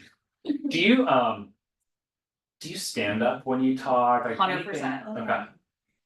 Any other tips just with regards to like mindset or? I think that if you're intentional about it, be intentional about it, but 100%, you should stand, and you should, it sounds silly, but literally make yourself smile. They say it takes more muscles to frown than it does to smile. So if you work on that many days, Tiff and I walk into the office and I'm just like, I don't wanna do this, like. I know, nobody wants to be at work, everyone wants to be laying on a beach, well, I don't wanna be laying on a beach. But you have to be intentional about it, you can't just let your mood control how your day's going to go. Mhm. You control what your brain thinks, I tell my kids all the time. Yeah, that's so huge. That's such a simple thing to say, but I think success, when we look at someone's success, it usually lies in answer to that question. Are they letting it happen, or are they choosing intention over that? I mentioned earlier, you like to travel. You mentioned just now you like to spend time on the beach. Life is not meant to just be grind with no play. Mhm. Talk with us how you think about bringing rest and play into a highly productive working world. Planning, how do you get away without being totally embroiled in work the whole time? Like, just talk about rest. What does that look like in the winter months? Hi, it's me. Before I had Tiffany, my vacations stunk. I mean, they really did. I was like this all the time behind the family, constantly on the phone, like, there's no way around it. Real estate is what it is, it's bittersweet. Sure, I can go travel, but you never turn off your phone. Yeah. Now, if I had to do that differently, looking back, I would have made sure I had another agent lined up for my open houses to show buyers, get everything done before I leave town, get someone on call ready to go. The other thing is I never tell my people when I'm going out of town, cause Okay, that I has was bit gonna me in the butt so many times. My house isn't selling because you've been at the beach all week. Yeah. Okay, I learned that. They don't need to know, and I don't generally post until after, or they're not on my friends list on Facebook or something. Sure. But just be intentional about it and plan ahead as much as you can. The other piece that I would say is usually in the mornings when we go on vacations and my kids were smaller, I would say, okay, hubby, take the kids and go to breakfast. I have to sit and do this 1 to 2 hours in the morning, and then the majority is done, it's off my plate, it's off my shoulders, I don't have to worry about it. Would calls come up throughout the day? Sure. But I learned to be more intentional of, okay, the sky isn't falling, this can wait, be in the moment, Ginger. Mhm. I wanna pause on that for a minute, because some of you may have different approaches to time away. Not everyone has a Tiffany. Any thoughts with regards to how you communicate and how you balance time away when you are away? Megan? So we had done a class like this in the spring with Bethany and you. Oh, on the time management one? Yeah, Mhm. and you had brought that up and, you know. I was going on vacation right before that, and I kind of used what you had said, like, your kids are gonna continue to grow, and. At the end of the day, you have to prioritize, so I think in all reality, turning on your focus time on your phone. Is huge during vacation, even if it's like 3 hours of, hey, we're gonna go do this activity or event or whatever it is.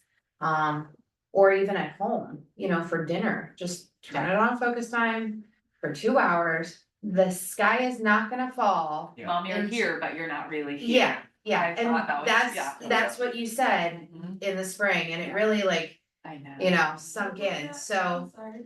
My daughter, I didn't realize I'm a slave to my phone, obviously, in this business, and so anytime it would ring or text or something, it didn't matter what was going on, I would stop what I'm doing, pick it up, stop what I'm doing, pick it up. And so, at dinner, we tried to be intentional about it, but one day my daughter said to me, Mom, I was like, yeah, I'm home all the time with you, like, I don't work outside of the home, like, I come and go to show houses or whatnot, and she's like, yeah, Mom, you're here, but you're not really here. And I was like, what are you talking about? And so that night at dinner, she was like, see what I mean? And I felt so bad because she was trying to tell me about her day. Totally tuned it out. Cause the sky was falling in real estate. Was it really? Probably not. It could have waited an hour. But I'm always I have to get to my clients, I have to respond to them, we have to keep this, you know, great communication and It's so hard and, cause part of our value proposition. is responsiveness. And we've all heard, I got that client because their agent wouldn't call them back or whatever. And so we want responsiveness to be part of our value prop. But how you communicate to that to your people, I think, Teach them. teach them.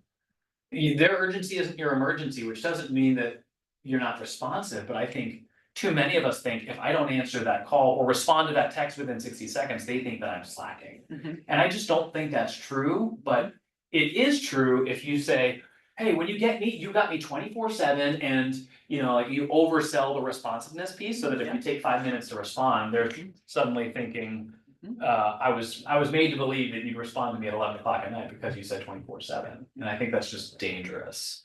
And we need to be responsive and help our clients. It's a difficult tension. Sorry, Mark, can I add? Please. I know when I first started with Ginger, it was kind of like, you have to set the tone, the expectation and the boundary. In the beginning, if they text you back at 11 o'clock at night and you respond, they're going to assume and expect that moving forward. Whereas, yeah, for that one instance, okay, yeah, I did see that. It can wait till 9 AM. It's not, nothing can get solved till 11:30 at night. It's not, acknowledge, I did see this last night, I'm addressing it today, you have my full attention. Kind of setting that up early in the beginning, I think has helped us along the way with that. If you haven't already done this, you can turn your read receipts off. I just told Ginger about that. On your phone. That is such a little thing, but like something psychologically, like when I send a message to someone and I can see not only that it's been delivered, but they've read it and they're not responding, I'm like, jerks are choosing not to respond to me right now. Or But they you are can- driving. Yep. Ginger, half the time when I call or text her, I'm getting, hey, I'm driving, I can't respond to you, or I guess that's just on That's text. why I turned it on though, because I have such an urgency in my gut to respond to these people, to let them know I'm not ignoring them. And I'm driving, I'm not gonna respond, so I just turned on the I'm driving. People are, that's all I get from you, I'm like, that's all I ever do. Yeah, I'm not right. I drive a lot, but it responds to them right away, oh, she's not ignoring me, she's just driving. Yeah, that's a great tip, I think, turning those off, they don't need to know that you've read it, you respond in your time. Yep. It's a difficult balance. It is. Ginger, any other tips as you think about winning in the winter time? Oh, this was my tip yesterday. So, oh wait, I had a couple, but, so I always tell my team, as silly as it sounds, at night before you go to bed, I'm guessing most of us are scrolling through social media, right? Start being more, deliberative about liking and commenting on people's posts. Even if they're not your best friend, even if they're annoying, there's something psychological. Do we not post ourselves and then go back to see who liked it and who commented? We all do it. So if you stay consistent with that, it will pay for itself. It's free marketing and advertising. Yes. So example, I have not seen a friend of mine who was a nurse at Altman for many, many, many years. For whatever reason, she started popping back up in my feed. And Algorithm so- knew. Yeah, maybe. So I was just, oh, their pictures are really cute, so I became intentional about, I just like, post or comment or something, so I tell the team to do that all the time. Went to her house yesterday, $1.1 million they wanna sell. I haven't talked to her in forever. I was like, now had I not been literally something I was doing already, but because I had done that, they were thinking about it and they were like, yeah, we totally forgot about you. And they have like a shared Facebook page or whatnot. I'm like, who knew? You just don't know, I think that's one of the themes from the way Ginger approaches things, you just don't know, so just get into the activities, because you just don't know what'll shake out. Another thing I was thinking of, this is the one that drives me crazy too. Everyone says, I'm too busy, it's the holidays, blah, blah, blah. We're most busy in spring and summer. I think everyone would agree with that. So in the winter, we slow down. Why are you not taking that time to educate yourself? Get as many classes in as you can, CEs, it keeps you in that mindset, it helps you get your CEs. And you're having conversations with people about how to grow your business. take that time and update your database from people you haven't talked to in forever, like all of these things you put on the back burner, there's no excuse that can't be done in the winter. Yeah. And like I said, people are still moving, everyone has that, oh, nothing moves in the winter, that's not true. Mhm. That's all I got. They will if the right opportunity pops up, you know, how many of us say, oh, it'll be next summer, and then, But there's Then you're still talking about that in deaths March. and divorce and babies and downsizing and all of that still happens in the winter, it Yeah. doesn't stop. life doesn't stop. Yeah, that's a great word. Thank you, Ginger. Let's give a hand to Ginger. For wisdom, I appreciate it. Ryan, good to see you, man. Come on up. You emailed me, so I'm gonna pull it straight up. Anyone wanna share things that they're circling on their menu as we transition? Anything that you're thinking through? Yes, I need to love on my husband more. He always gets the crap that's left, no lie. That's legit. Usually do your call. We set it at 10 o'clock every day. Okay. Now, they say technically you're supposed to do it between, the best times are in the evening, actually, 7 to 9. Everyone's fed, everyone's happy, they have time to talk to you, but by 7 o'clock, I'm spent. Yeah. So I just do better during the day. Would my numbers be better in the evening? Sure, if you're that kind of person and an evening person, but. You just leave a voicemail if they don't answer. 100%, and always follow it up with a text. She was just talking to me. Okay, yeah. I'll grab one. Yeah, I'll jump out for a quick second. All right, guys, final session of the day. So as we were thinking about winterizing our business and kind of winning in this season, I was kind of back and forth on, obviously, business is important and we've talked about that, but showing up in the right ways has much to do with mindset and our energy and health as it does to do with business tactics. And so I'm like, I want to have like a personal trainer or maybe a counselor. And I was kind of back and forth. And then it was one of those eureka moments. I'm like, if only I knew someone who like kind of did both of those things that I knew, who moved back to this area 2 weeks ago. Enter Ryan. I'm thrilled. My favorite moments in this training room are when people who aren't necessarily in real estate can bring value to us to help us think differently about how we approach life in business. I met Ryan fall of 2010. 2010, yeah. Yeah, when he showed up as a bright-eyed freshman at Grove City College, and we were part of the same lacrosse team. I was actually a lacrosse coach for a brief period of time. I was telling Cliff earlier, I had no business being a lacrosse coach, but they said, we need a leader, and I said, sure, I'll help out. So that's where we met, and I'll let you do your formal intro so that you can tell us why we should listen to you today. Come on, let's give Ryan Colby a hand. I'll grab you a clicker real quick, Ryan. That would be great. And thank you, Mark. Thank you all here at Keller Williams Legacy Group for having me today. From what I understand, this is, again, kind of a winterization of the business and trying to figure out not only how to optimize, the ways in which you're conducting business going into these colder months, but also how to take care of yourself as well. And before we hop into anything that I have specifically today, I'm curious maybe to hear just maybe a few brief things from some of you about what are some of the struggles that you see going into the winter months, either on the business side or personally, or maybe a combination. Where is simply where's winter a challenge? Any thoughts on that? I hate the gloomy. I thrive in the sun. If I wake up and the sun is shining, I'm like, let's do this. Yeah. Mhm. Yeah. If it's gloomy, I'm the blanket's going back over my head.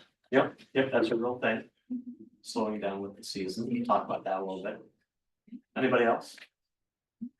I think a big thing for us is, winter months, the kids are off school, it feels like for like 2 months straight. I mean, in all honesty, so it is difficult when you work from home and you have 3 kids in the background arguing with each other all day. Like, it is difficult to like get that calmness so you can like focus on what you're trying to do and plan. Absolutely, absolutely. Things get busier in some ways. With Ginger, was the gloomy, the seasonal depression just kind of sets in. Yep, absolutely. That's something we'll talk about towards the end as well. Seasonal affective disorder is a thing. Mark, remind me how much time we have before we. wrap Until things up? 1:30, you're good. Wonderful, that's great. Sorry to have a little bit less. Anybody else, any thoughts on what life is like going into the winter months? All I can think about is it getting dark super early. Yep, yeah, daylight savings is coming. I'm biased, I'm a therapist, you know, the ways in which daylight savings impacts our circadian rhythms and our sleep, we'll talk about sleep a little bit. Not great for the cognitive skills and abilities, but We talked a little bit earlier about how this time of year, particularly with holidays, can be bittersweet or just bitter, depending on your life circumstances or loved ones lost. That factors in for sure. Yeah, absolutely. There's a unique family dynamic that shows up for better or for worse during these months. Well, thank you for phoning me in a little bit.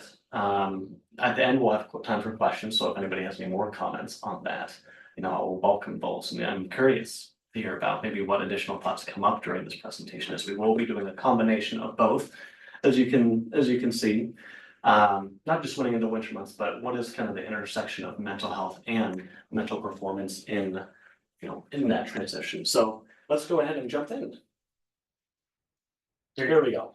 So a little background on me. Again, my name's Ryan. I do not come from a real estate background.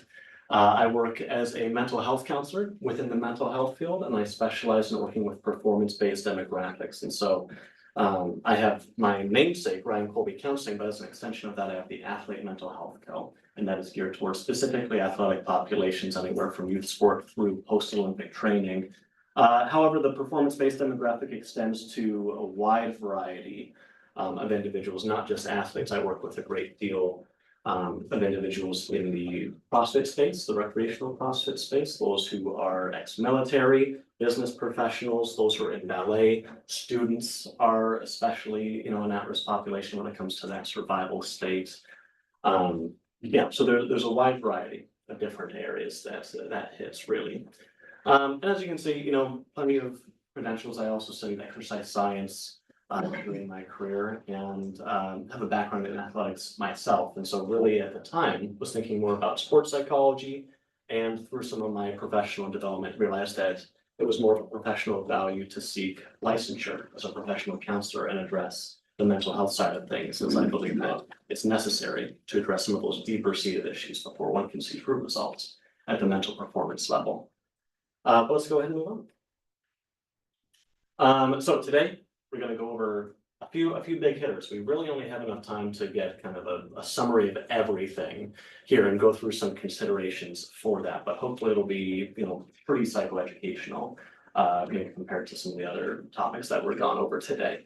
But going over, you know, some of the definitions, what is mental performance, what is mental health, as well as, you know, what stands in our way, what prevents us from prioritizing those, and then, you know, what can we do about that? What are ways that we can actually prioritize mental health and mental performance going into these winter months when things do get a little tricky when it comes to routines and some of the natural ways that seasons change. So again, starting off, mental health and mental performance. So just going over a couple of definitions first, just to lay it out there from a clinical perspective. Clinical meaning more of the scientific side of therapy, because therapy, at least from my view, is a combination of both art and science together that makes a meaningful therapeutic experience. But according to the American Counseling Association, we have mental health defined as the state of well-being that is based on 5 life domains: positive emotion, engagement, relationships, meaning and purpose and accomplishment. And then the American Psychological Association defines mental health as a state of mind that includes emotional well-being, food behavioral adjustment, relative freedom from anxiety and disabling symptoms, the ability to establish constructive relationships, the ability to cope with the ordinary demands and stresses of life as well. Any thoughts on those? For any of you, anything else you might add that's missing from these?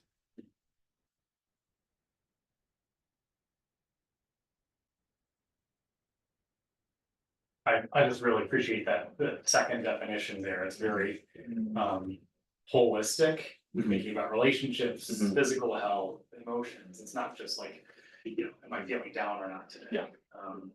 I like that. Absolutely. And to your point, Mark, I'm biased. I'm a therapist. Mental health is one piece of the puzzle when it comes to holistic health and well-being. You know, if you ignore any part of that whole, there's gonna be, suffering that takes place in all the different areas. Couple of stats that I thought were relevant to go over. 1/4 of the general population is actively suffering from some sort of clinically diagnosable mental disorder. And that's not to say some sort of minor anxiety or depression that pops up, but something that has been diagnosed. And then on top of that, the prevalency of 3 out of 5 people at some point in their lifetime will experience a clinically diagnosable mental disorder. And that's anywhere from, one of the more maybe minor ends of the spectrum, say like an adjustment disorder during a time of significant change, all the way through personality disorders and addictions as well. So let's keep going. A few specific areas that impact performance-based demographics. This is a business setting. You guys are in a role, I would imagine, in real estate where there's a lot of pressure that you face, a lot of high-stress environments that simply, I'm not sure how you guys work in terms of the quarterly business system, but simply, there's a reality to being able to provide for your family and meet expectations from a business perspective. Some of these items can include, as you can see, anxiety, performance anxiety, burnout, fatigue, oftentimes come up as it pertains to depression.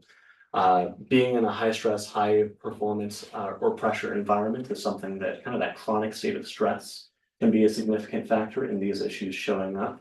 Some say, there's an argument for nature and nurture when it comes to how people develop, how people are the way that they are.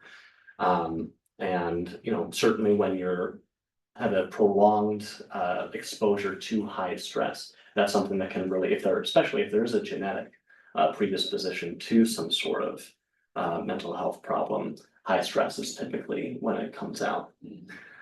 Injury, physical injury is something that, obviously, again, I work with a lot of athletes, something that comes up from an identity perspective. By age, injury or lack of competitive ability, everyone transitions out of sport as well as maybe into new jobs, maybe into new seasons of life. And the question of who am I becomes pretty significant at that point when, say, maybe you spent your whole life trying to be the best or trying to train and hone your craft at a specific thing. And even in say this position now, imagine if you had a broken arm trying to do your job nowadays, how much that would impact just everything holistically and how you're able to function. Adjustments, transition, and navigating change is a really under-recognized component of mental health. Especially as we'll talk about going into these winter months, there's a lot of transition happening, not just with daylight savings like we mentioned. But with the holidays, with things becoming busy, perhaps being more isolated, considering the ways in which we are adjusting with that, it's going to be necessary in order to maintain health, as compared to, say, just going into it thinking that things are going to remain the same on all different levels, socially or otherwise. Identity, self-worth, self-esteem, and imposter syndrome oftentimes show up. Grief and loss, body image and disordered eating, post-traumatic stress disorder, fear and self-doubt, obsessive compulsive disorder and perfectionism, anger and frustration, substance use and addiction, unhealthy habits, sleep issues, suicidal ideation, and psychological safety are all major items that show up. Brooke, are we able to get the bottom part, or is that just how? If not, it's okay. How much are we missing? Just like a couple lines, but it's fine. I added a couple additional, it must have just been the way that it was formatted originally. But that's okay. We can move on. It's not a big deal. Interpersonal effectiveness, emotion regulation, distress tolerance, and mindfulness are, some parts of mental health that aren't necessarily on the negative end of the spectrum that can kind of be that halfway point between mental health and mental performance that I was simply mentioning there below as considerations. And maybe something that I forgot to mention before, at least for our time here and now, is simply to practice what you're noticing in the space and kind of stretching that muscle of curiosity. That's probably going to be one of the big recommendations that I have for everyone going out of this time, continuing to stretch that muscle of curiosity and continue to practice what you notice. We as humans are not great at remembering things in general. And so that, you know, incorporating not only what it looks like to engage the art of remembering, but also a habit of noticing and kind of incorporating rhythms of reflection in one's life as well can oftentimes be things that we don't normally do that with intention can really help with, again, the self-awareness part that's necessary before any meaningful change can take place. Let's keep going. Mental performance, defined by the American or the Association for Applied Sports Psychology, the ability to use mental skills to perform consistently. I thought that was lacking maybe a little bit as a broad definition, and so the APA Division 47, APA being the American Psychological Association, Division 47 is their sports psychology unit, defines it as the psychological factors that influence an individual's ability to perform optimally in sports, exercise, or other physical activities, including aspects like motivation, focus, concentration, emotion regulation, and mental resilience, all contributing to achieving peak performance in a given situation. Mental performance is oftentimes applied to reasonably athletic and sports settings. However, there is a great need for it in military and combat situations, business professionals, and those are kind of the main areas that it shows up. And I would say on top of that, some very common mental skills to consider, maybe how you're cultivating them is, you know, goal setting, concentration, motivation, relaxation, and imagery visualization. If any one of you were to say go and see a certified mental performance consultant, those would likely be some of the main items that you would address in that space.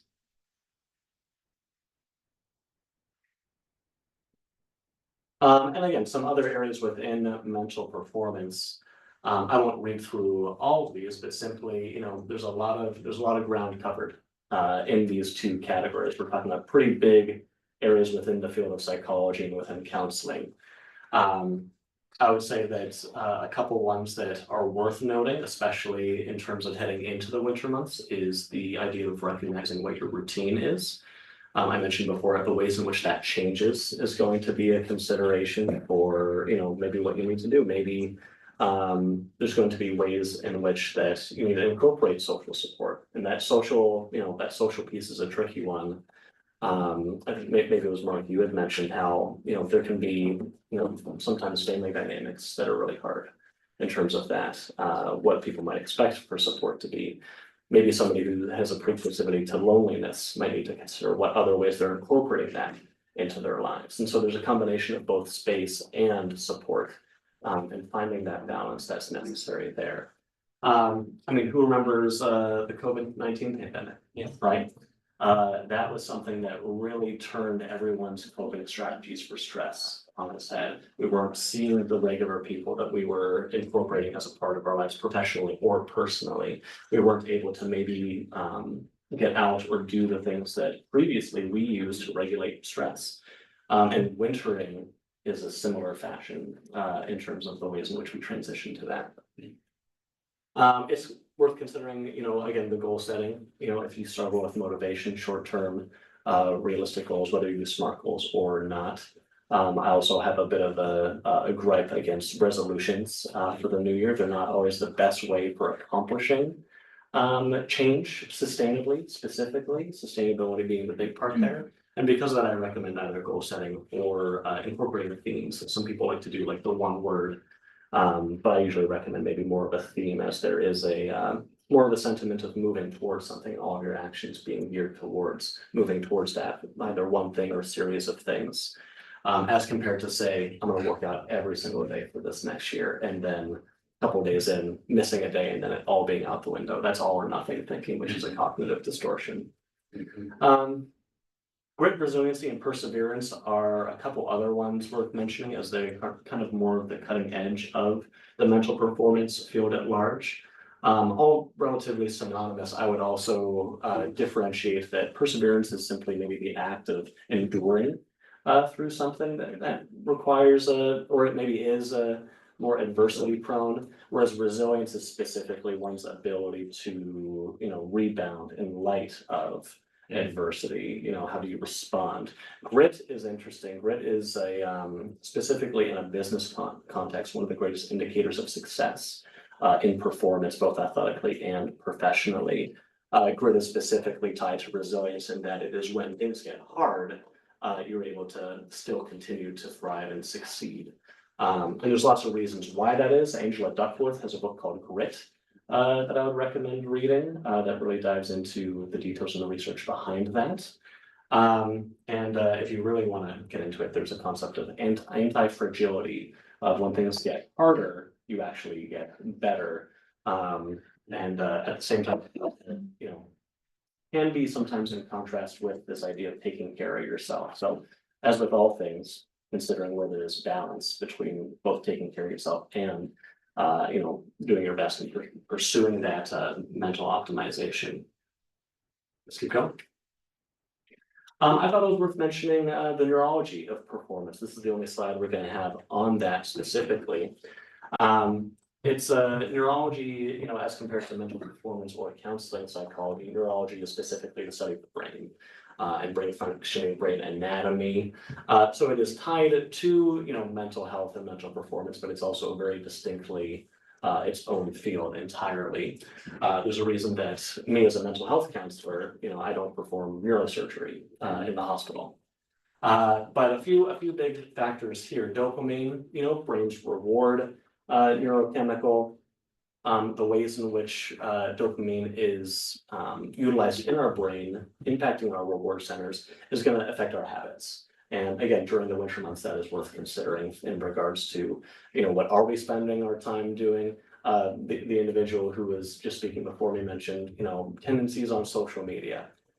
You know, that's just a dopamine center for getting those dopamine hits, you know, and you know, considering again, balance there, you know, recognizing where are you, maybe where is your brain looking for that dopamine hit, and recognizing, you know, how can you maybe replace that behavior, as with all, and then not to say everyone here is a social media addict, and anytime that you want to change a behavior, you know, it's also going to require replacing that behavior as well, whether it is social media or alcoholism or, you know, anything else in regards to the stages of change. And then on top of that, neuroplasticity and neurogenesis. Neuroplasticity in particular is an important concept in regards to our ability to just simply continue to grow and to learn. It's this idea that maybe a little bit of neurology 101. You know, our brains are comprised of neurons. Those are the cells that, you know, are in our brains, and those are what actually send, you know, the different chemicals through our brains to actually create what we experience as thoughts. Neuroplasticity is simply one's ability to rewire those. There's, you know, obviously an expectation and a stereotype that when it's, you know, when one is younger, it's easier to learn new things, say like a new language. And that is true. The brain is far more malleable during, say, one's teens and early 20s. The brain doesn't actually end up fully developing, specifically in the prefrontal cortex. That's this frontal lobe right here on your forehead. That doesn't stop developing until for females 25 and for men 30. And that's our decision-making center, our, you know, executive functioning center. So worth being patient with yourself if you're pre-30s and still figuring it out, and after as well. But all this to say, it's this idea that old dogs can learn new tricks, so long as that dog is a human and has a prefrontal lobe. So moving on from that. So what stands in our way from actually prioritizing? We've gone over what is mental health and mental performance to some degree as a brief overview. What stands in our way? Better question is what doesn't stand in our way. You know, any part of the human experience is going to contribute to our mental well-being, our physical well-being, our, you know, holistically our health. A couple factors that I would consider, you know, in terms of just the human condition, anytime that you mix humans with stress or fear or hubris or power or a lack of safety, socioeconomic barriers, stigma or bias, humans don't mix well with those. Worth recognizing the ways in which those might be showing up in your life, and if they are, that's likely influencing your behavior or at the very least your thoughts, even at a subconscious level. And so as with all things, I mentioned this to some degree earlier, but you know, a big component of what I believe counseling is and what one can do to improve, their well-being at large level and their mental and emotional health. Is the combination of developing a deeper understanding of what's happening internally. That's that self-awareness piece, that in my mind is required before there can be any sort of meaningful movement towards regulating one's emotions. Working on the distress tolerance piece, coping effectively with different stressors. Self-awareness is necessary. You have to know what's happening, you have to be able to recognize what's there before you can actually say, I'm gonna go and address that. I'm gonna go and make a change that's going to improve my health in light of this circumstance.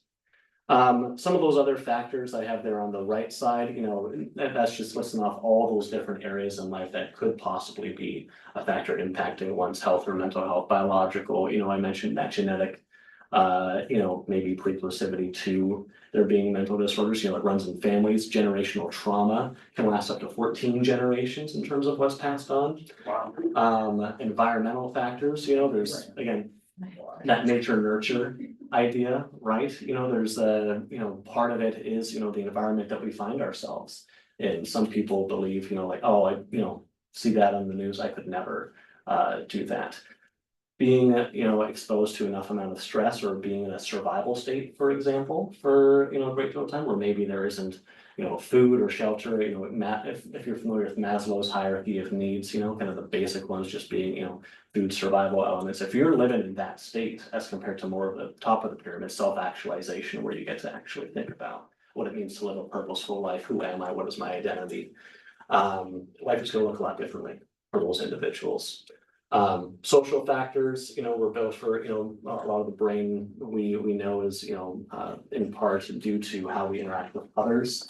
I consider it the social jungle, individuals who I work with who have perfectionism, especially struggle with social settings because there's no perfect way to engage a conversation. And if you try to, you're gonna drive yourself insane. So anyway, social factors, both on both ends of the spectrum with the, say there's really hard relationships, say in the family, strain or estrangement, even, or even a lack of social, interactions or, support, can be equally problematic. Individual factors, substance use, childhood experiences, trauma, chronic medical conditions, etc. Some winter specific concerns, we had mentioned seasonal affective disorder. Out of the 1/4 of Americans that experience actively mental health disorder, I believe that seasonal affective disorder impacts, at least to a clinical degree, impacts about 3% of the general population.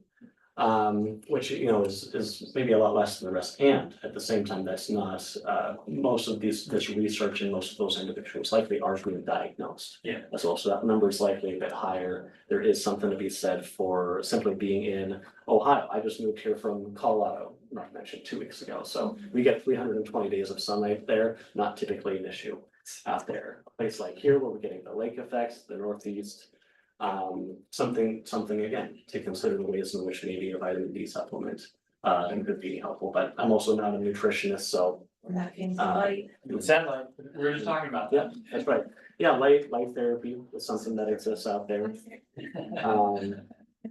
I've heard it said before, take care of yourself like you're a plant, right? You need sunlight, you need water, sometimes you need fertilizer, the environment, all of it plays into, are you healthy? Depression and fatigue can sometimes be emphasized, sometimes we expect ourselves specifically. I mentioned that idea of adjustment and change before. Fatigue can come into play when we are expecting ourselves to maintain the same pace that we've been operating at, say through the summer and the fall. Even to the point of there's maybe small details that say you have to scrape off your car, in the morning, and now you're stressed because you're late to work or to the showing for the house. Being patient with yourself and being kind to yourself as you make those adjustments or even planning ways, to mitigate some of that change can be helpful. Increased stress is a part of that change in tension that we mentioned, lack of sunlight. I have serotonin mentioned there. Serotonin is another neurochemical similar to dopamine, where as dopamine is kind of the reward chemical in the brain, serotonin is maybe the long-term satisfaction one. And again, like we mentioned with the pandemic, adjusting to maybe what your self-care habits look like in the winter months, is gonna be helpful. And if you don't, simply with all things, there are consequences. And by making those changes, maybe there can be some positive influences made. And if not, then, maybe there's gonna be other consequences to that. Loneliness and isolation, like we mentioned, sense of loss from those coping skills. Substance use increases during the winter months. Drinking becomes more prevalent, both as a social activity and as a and just individually on one's own. I think that in the pandemic as well, kind of mimicked this in terms of individual, specifically drinking alone spiked in the pandemic.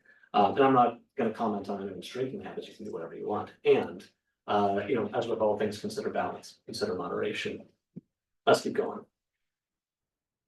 We're not gonna go through this or the other measure that I have here. This is an integrated model specifically identifying the ways in which injuries are recovered from holistically, some of the different factors. Mentioned, obviously work with a lot of athletes, work with a lot of injured athletes. And these are the factors. And I also sent this to Mark, so you have an opportunity to have this, if you're worried about scribbling down notes. But simply put, we talked about some factors. There's a lot more factors that go into not just, injury recovery, but just taking care of yourself. It's all interconnected, it's all interwoven into the ways in which we are a holistic and healthy individual. And that can sometimes show up in the ways in which we show up with relationships as well, in terms of that social health. This is another one that simply outlines some of the different factors, sports injury rehabilitation outcomes being that bottom one. And as you can see, there's a lot of different categories and influences that go into what might change or influence that. So what can we do? What opportunity do we have to actually engage change in some of these areas? There's a lot of factors, there's a lot of things that are happening, both in and around our mind that are gonna prevent us from being at our best going into these winter months. What can we do? If you remember nothing else, sleep, exercise, and nutrition. These don't necessarily stand out as being mental or emotional specific factors, and these three things are going to not cure anybody's depression, and it's going to cover a lot of symptoms that one might experience. And there's kind of what I view professionally as some of the three biggest factors. Sleep, specifically being the number one. Sleep is also the number one indicator of mental performance, especially consistency of sleep, having that consistent rise to wake schedule. I mentioned, daylight savings time and not being a big fan of daylight savings, even the hour that we gain coming up. And that's because it throws people off of their circadian rhythms. Even just by knocking out that 1 hour or changing that 1 hour, it's not quite as bad as it is in the spring when we lose the hour, and there's still a pretty significant spike in suicide rate, heart attacks, car accidents, the week following daylight savings on both ends. And that's essentially a cognitive skill set problem. Long-term memory, processing speed, visual auditory processing. Anytime that you're getting less than 6 hours of sleep consistently, that's when essentially everyone, Matthew Walker, if anyone is familiar with the name, he's a sleep researcher based out of Britain. Most of the sleep stats that I use are from him, and essentially there's not a single person that can go with less than 6 hours of sleep consistently and maintain any sort of sensible cognitive functioning. On top of that, sleep impacts, pretty holistic muscle recovery, our ability to maintain, make new, and form new memories, as well as that REM sleep being pretty important. So consistency for sleep is a big deal. And everyone needs a different amount of sleep. There's some pretty extreme cases. I always use the two examples of like Tiger Woods would only get like 4 hours of sleep and they consistently during tours, which again, pretty significant outlier there. Not saying everybody should do that. And LeBron James would sometimes, do 12 hours of sleep regularly. Neither of which I would consider to be maybe healthy on the bell curve. And that being said, the average adult needs an average of 7 to 8 hours of sleep. Adolescents need 8 to 9 for that optimum cognitive functioning. Sleep, number one factor out of these three. Exercise, the next biggest one. Aside from the fact that if you need food for But exercise, if it was a prescription medication, it would be the #1 prescribed medication in the world. For any, disease, or mental disorder. So exercise is a huge deal for, again, just maintaining mental health and mental performance ability. And then again, just simply addressing nutrition. I love the field of nutrition. I think it's fascinating, specifically neuronutrition regarding what we eat and how that impacts our brain health. Omega-3 fatty acids being something that can help specifically with the myelination of our neurons, which is kind of like the lubrication that neurons get for firing and, communicating thoughts to one another. That being said, like we're saying, balance, moderation, considering, the ways in which you are getting maybe a balanced diet. Is going to be a part of this equation here. So those are the 3 biggest ones that I recommend keeping in mind going into these winter months. Some other factors involved that we're going to talk about. Some practical coping skills, just kind of generally on, the mental health side of things. Journaling, I mentioned before, how both counseling and I think that journaling can incorporate a rhythm of reflection in our life, engage the habit of noticing, as well as, emphasize this art of remembering in our lives. And that's not something that typically just happens, unless you're able to go for a walk regularly. Gratitude journaling can be something to help shift one's perspective. It's not painting a silver lining on everything.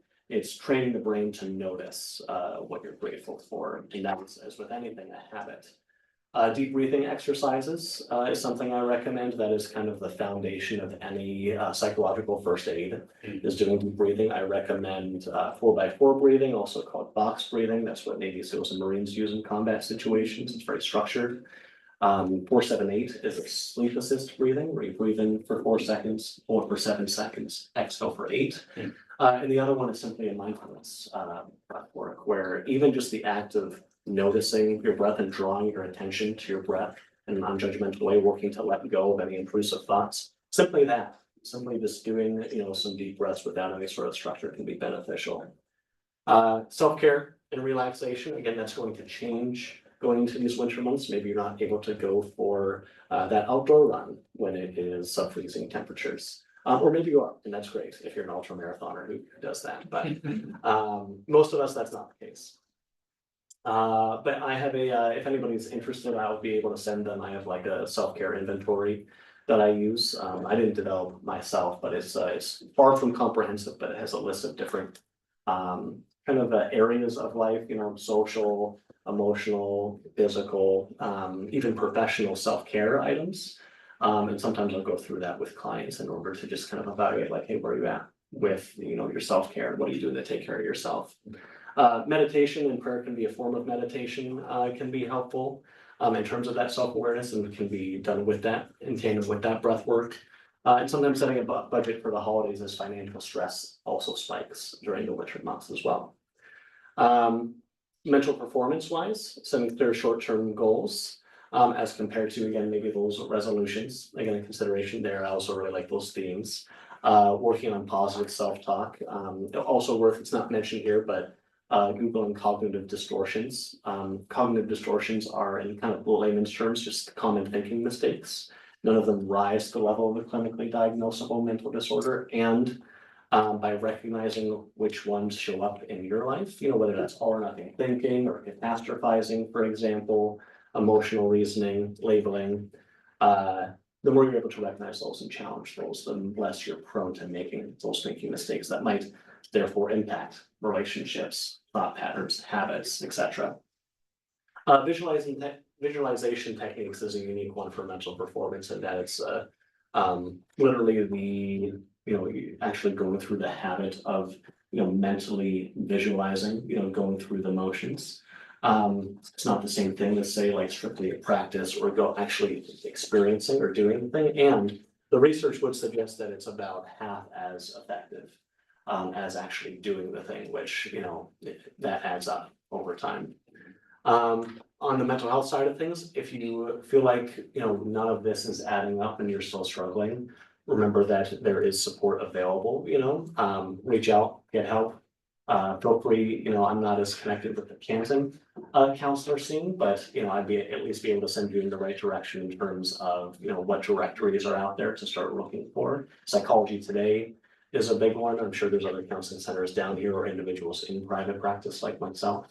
But again, if you feel like you need help, don't be afraid to reach out and get help as well. That social support that we've mentioned a few times, routine. Routine is a really underrated form of self-care, as well as hydration.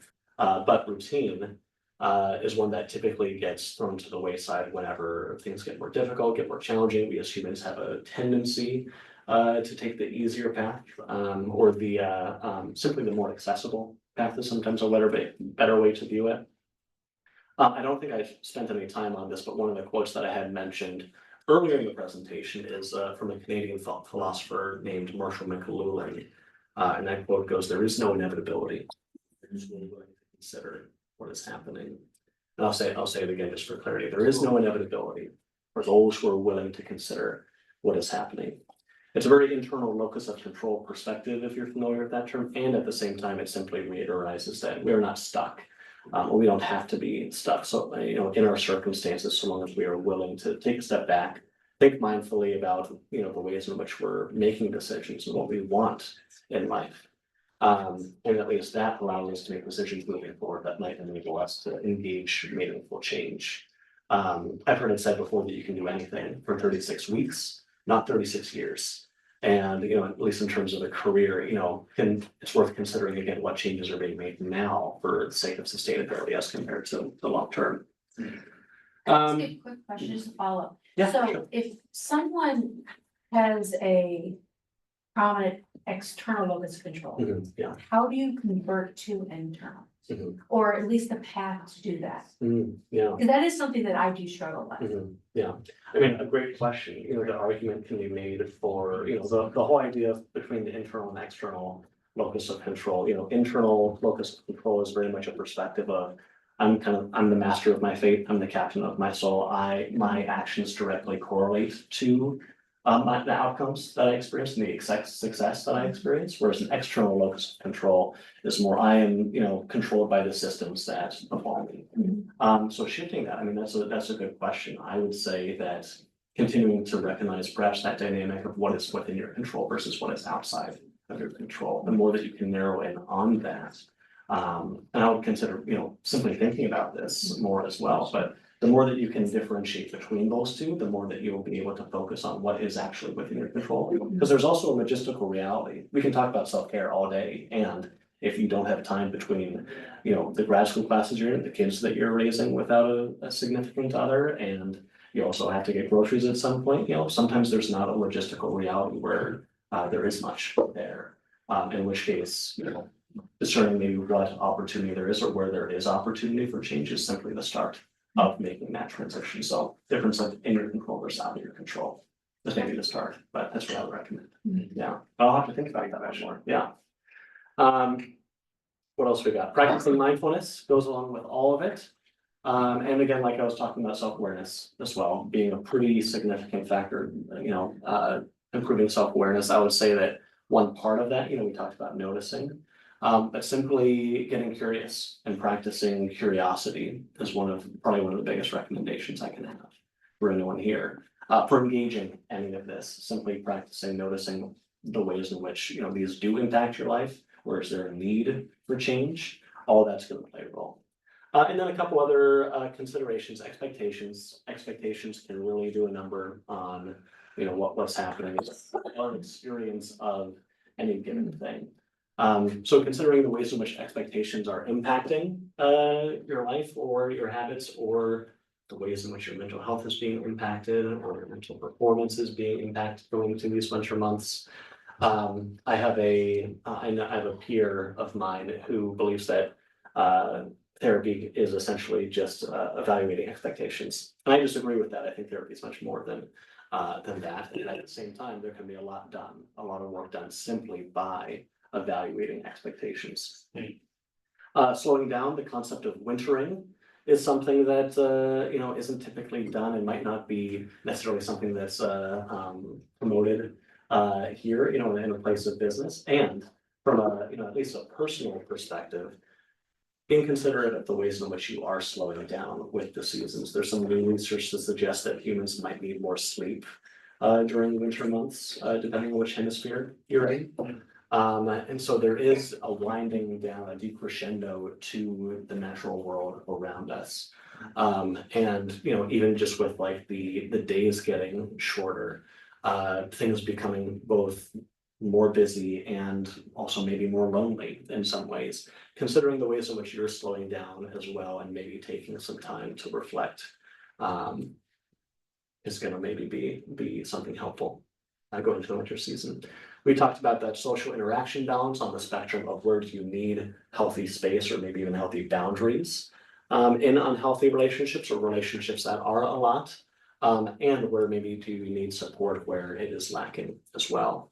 And then themes, goals versus resolutions, we talked about that as well. Some references, and this is my contact information. I also have cards, and I forgot to mention this. I have emotion wheels that you guys can take home with you if you want. They are a tool used to essentially develop self-awareness around emotions specifically. It's literally a wheel comprised of different emotions and kind of different layers. And you kind of work with some primary emotions in the middle, and you kind of, go further out, more detailed, more synonymous out as you go through the circles. But it's simply to recognize, what you're experiencing in the moment. Sometimes it can be used to look back on, say what has the kind of the emotional experience I've had been over the last 6 months, last year. And then you can also look at it in more of a future oriented perspective in terms of what am I trying to prioritize, moving forward, because emotions are simply, there's different perspectives, but I believe that emotions are the stories that we tell ourselves about things, they're the consequences of our beliefs, and not neglecting them, not bottling them up and pushing them down, but instead recognizing that they are information, and that our body is trying to tell us something, our mind is telling us something by bringing up those different emotions in different ways. So it's not wrong to have a specific emotion or even have a negative emotion. It is information to be used. So if you guys want any of those, I have cards, I have, that material if you want them, but this is what I have for you guys, and you'll have access to this through Mark. I guess we can open up to questions at this point, yeah? Any thoughts, I suppose, before questions, anything that stood out to anyone, that they feel like resonates with what they're looking at? You said, how were you kind this week to yourself? And I think that us as realtors always wanna reach out to people and check on other people and clients and make sure everybody else is okay. And I think taking in this information and correlating it into our world is, I think that we really need to ask ourselves every week, how were we kind to ourselves this week? And what can we do? Cause we need to take care of ourselves as well. Absolutely. I would go, I know on one of the slides, it said something about, like meditation and breathing, to like help with your brain and things like that. And I actually took, I had really bad migraine, and they actually said I was like part of the field in my meditation. Focusing. Yeah, deep breathing will help not just the mind, but one's physiology to slow down as well, kind of brain body connection. A few of us were at a training last week where the speaker said, someone comes to her with, something, hot piece of news. And she says, do you want my reaction or do you want my response? And as I think about a lot of what you're putting in front of us is, so many of us just subconsciously react, and we're justified in that reaction. And I think my main takeaway is like, just gotta start with paying attention. And my first reaction is probably not either the most helpful thing or like the truest thing, and not gonna be best for me. How do I take stock and notice and be curious and non-judgmental about those things first? Yeah. And that's the foundation for anything we do with it, which when we're moving fast and when we're go, it can be hard to do. Powerful skill. Yeah. To notice and to prevent oneself from being reactive. Can provide a lot of opportunity. So we do that at my house. A little bit differently. My husband is an engineer, so he's like. I am. not that. So whenever I come to him and, he's like, do you want me to be supportive or do you want facts? And that has helped like. Get us out of arguments before, cause. My husband and I do similar. Yeah. Do you want me to just listen? Are you venting? Or do you want a solution? Do you want Choose it. facts behind your nonsense, or do you want me to be supportive? That's a good way to go about it.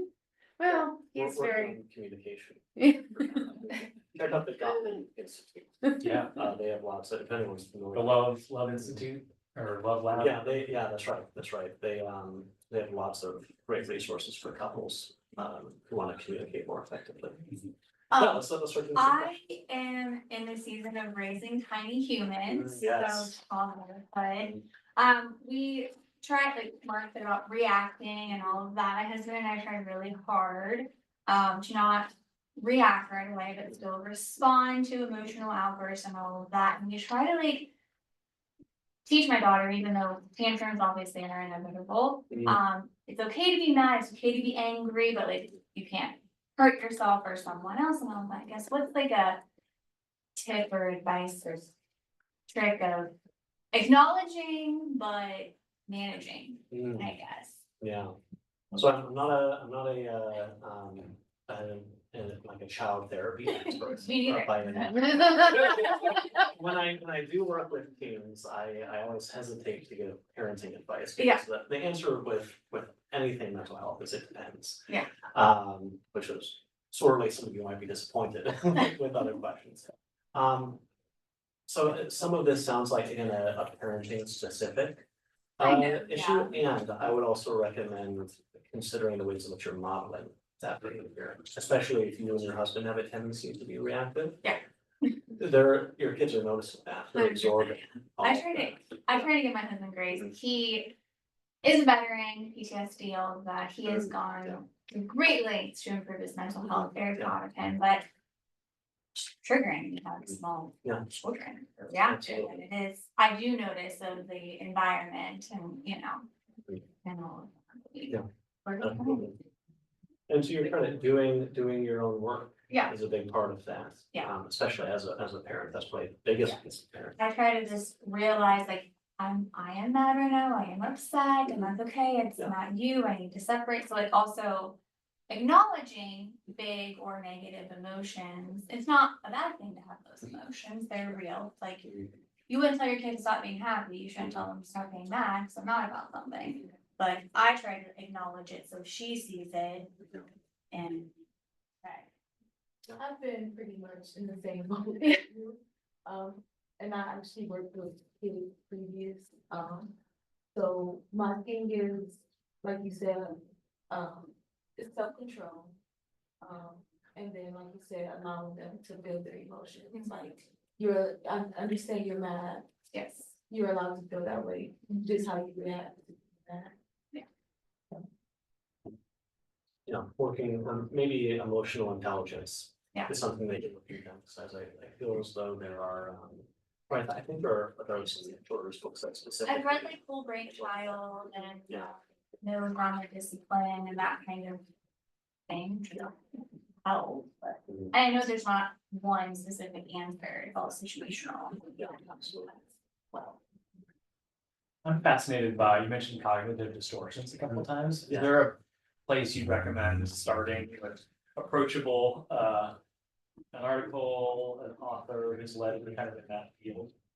So cognitive distortions come from CBT, cognitive behavioral therapy, which is a relatively well researched clinical behavioral Yeah. therapy. And so there's it's both incredibly beneficial for recognizing thought patterns, so we can specifically gear towards the recognition of negative thought patterns. Yeah. However, there are critiques that beyond some of that behavioral elements, and so I would simply recommend Googling it, and there's lots of lists and different articles that would come up if you did, and that I use different ones. Yeah. With clients, we mostly are just looking at the lists and identify which specific cognitive distortions, particularly plague you, and what's it like to recognize those and challenge those? Yeah. Seems like a rabbit hole worth exploring. Yes, indeed, yeah, cognitive distortions are a big one. Yeah. Most people suffer from it, if not all of them, at least some of them. Yeah, you mentioned all or nothing thinking, it's like, so many of us jump into, well, if it's not this, then it has to be that, and just how problematic that can be. Absolutely, Yeah. the brain That's loves just to make thinking patterns. too. Yeah, yes. Yeah. Yeah, the brain loves to make connections between things, and it doesn't love to operate in that gray area, which is part of what, constant work in this work that we're talking about. Is having a more nuanced perspective on things, and that shows up in all kinds of different ways. Yeah, maybe especially with an election coming up. Yeah. Great. That person must be evil. Yeah. Joking on air. Well, that would be. Box breathing. Yeah. Well, let's give a hand to Ryan. This is really, really good. He didn't send me those resources. If you look at those resources, if you're not, you might not. Benefits to those who come. Ryan, thank you for sharing your time and wisdom with us. And we have to sit back up to another session. Yeah, I'm good until 2. Okay. So I'll be around until then. But Perfect. Thanks for hanging, guys. Go forth and prosper. There will be some follow-ups with regards to kind of the success tracker and how we'll stay in game with that. So stay tuned for more on that. But keep it and begin. Yeah, Tiffany? Oh, no, I'm just saying, yay, great job. Good day. Thank you.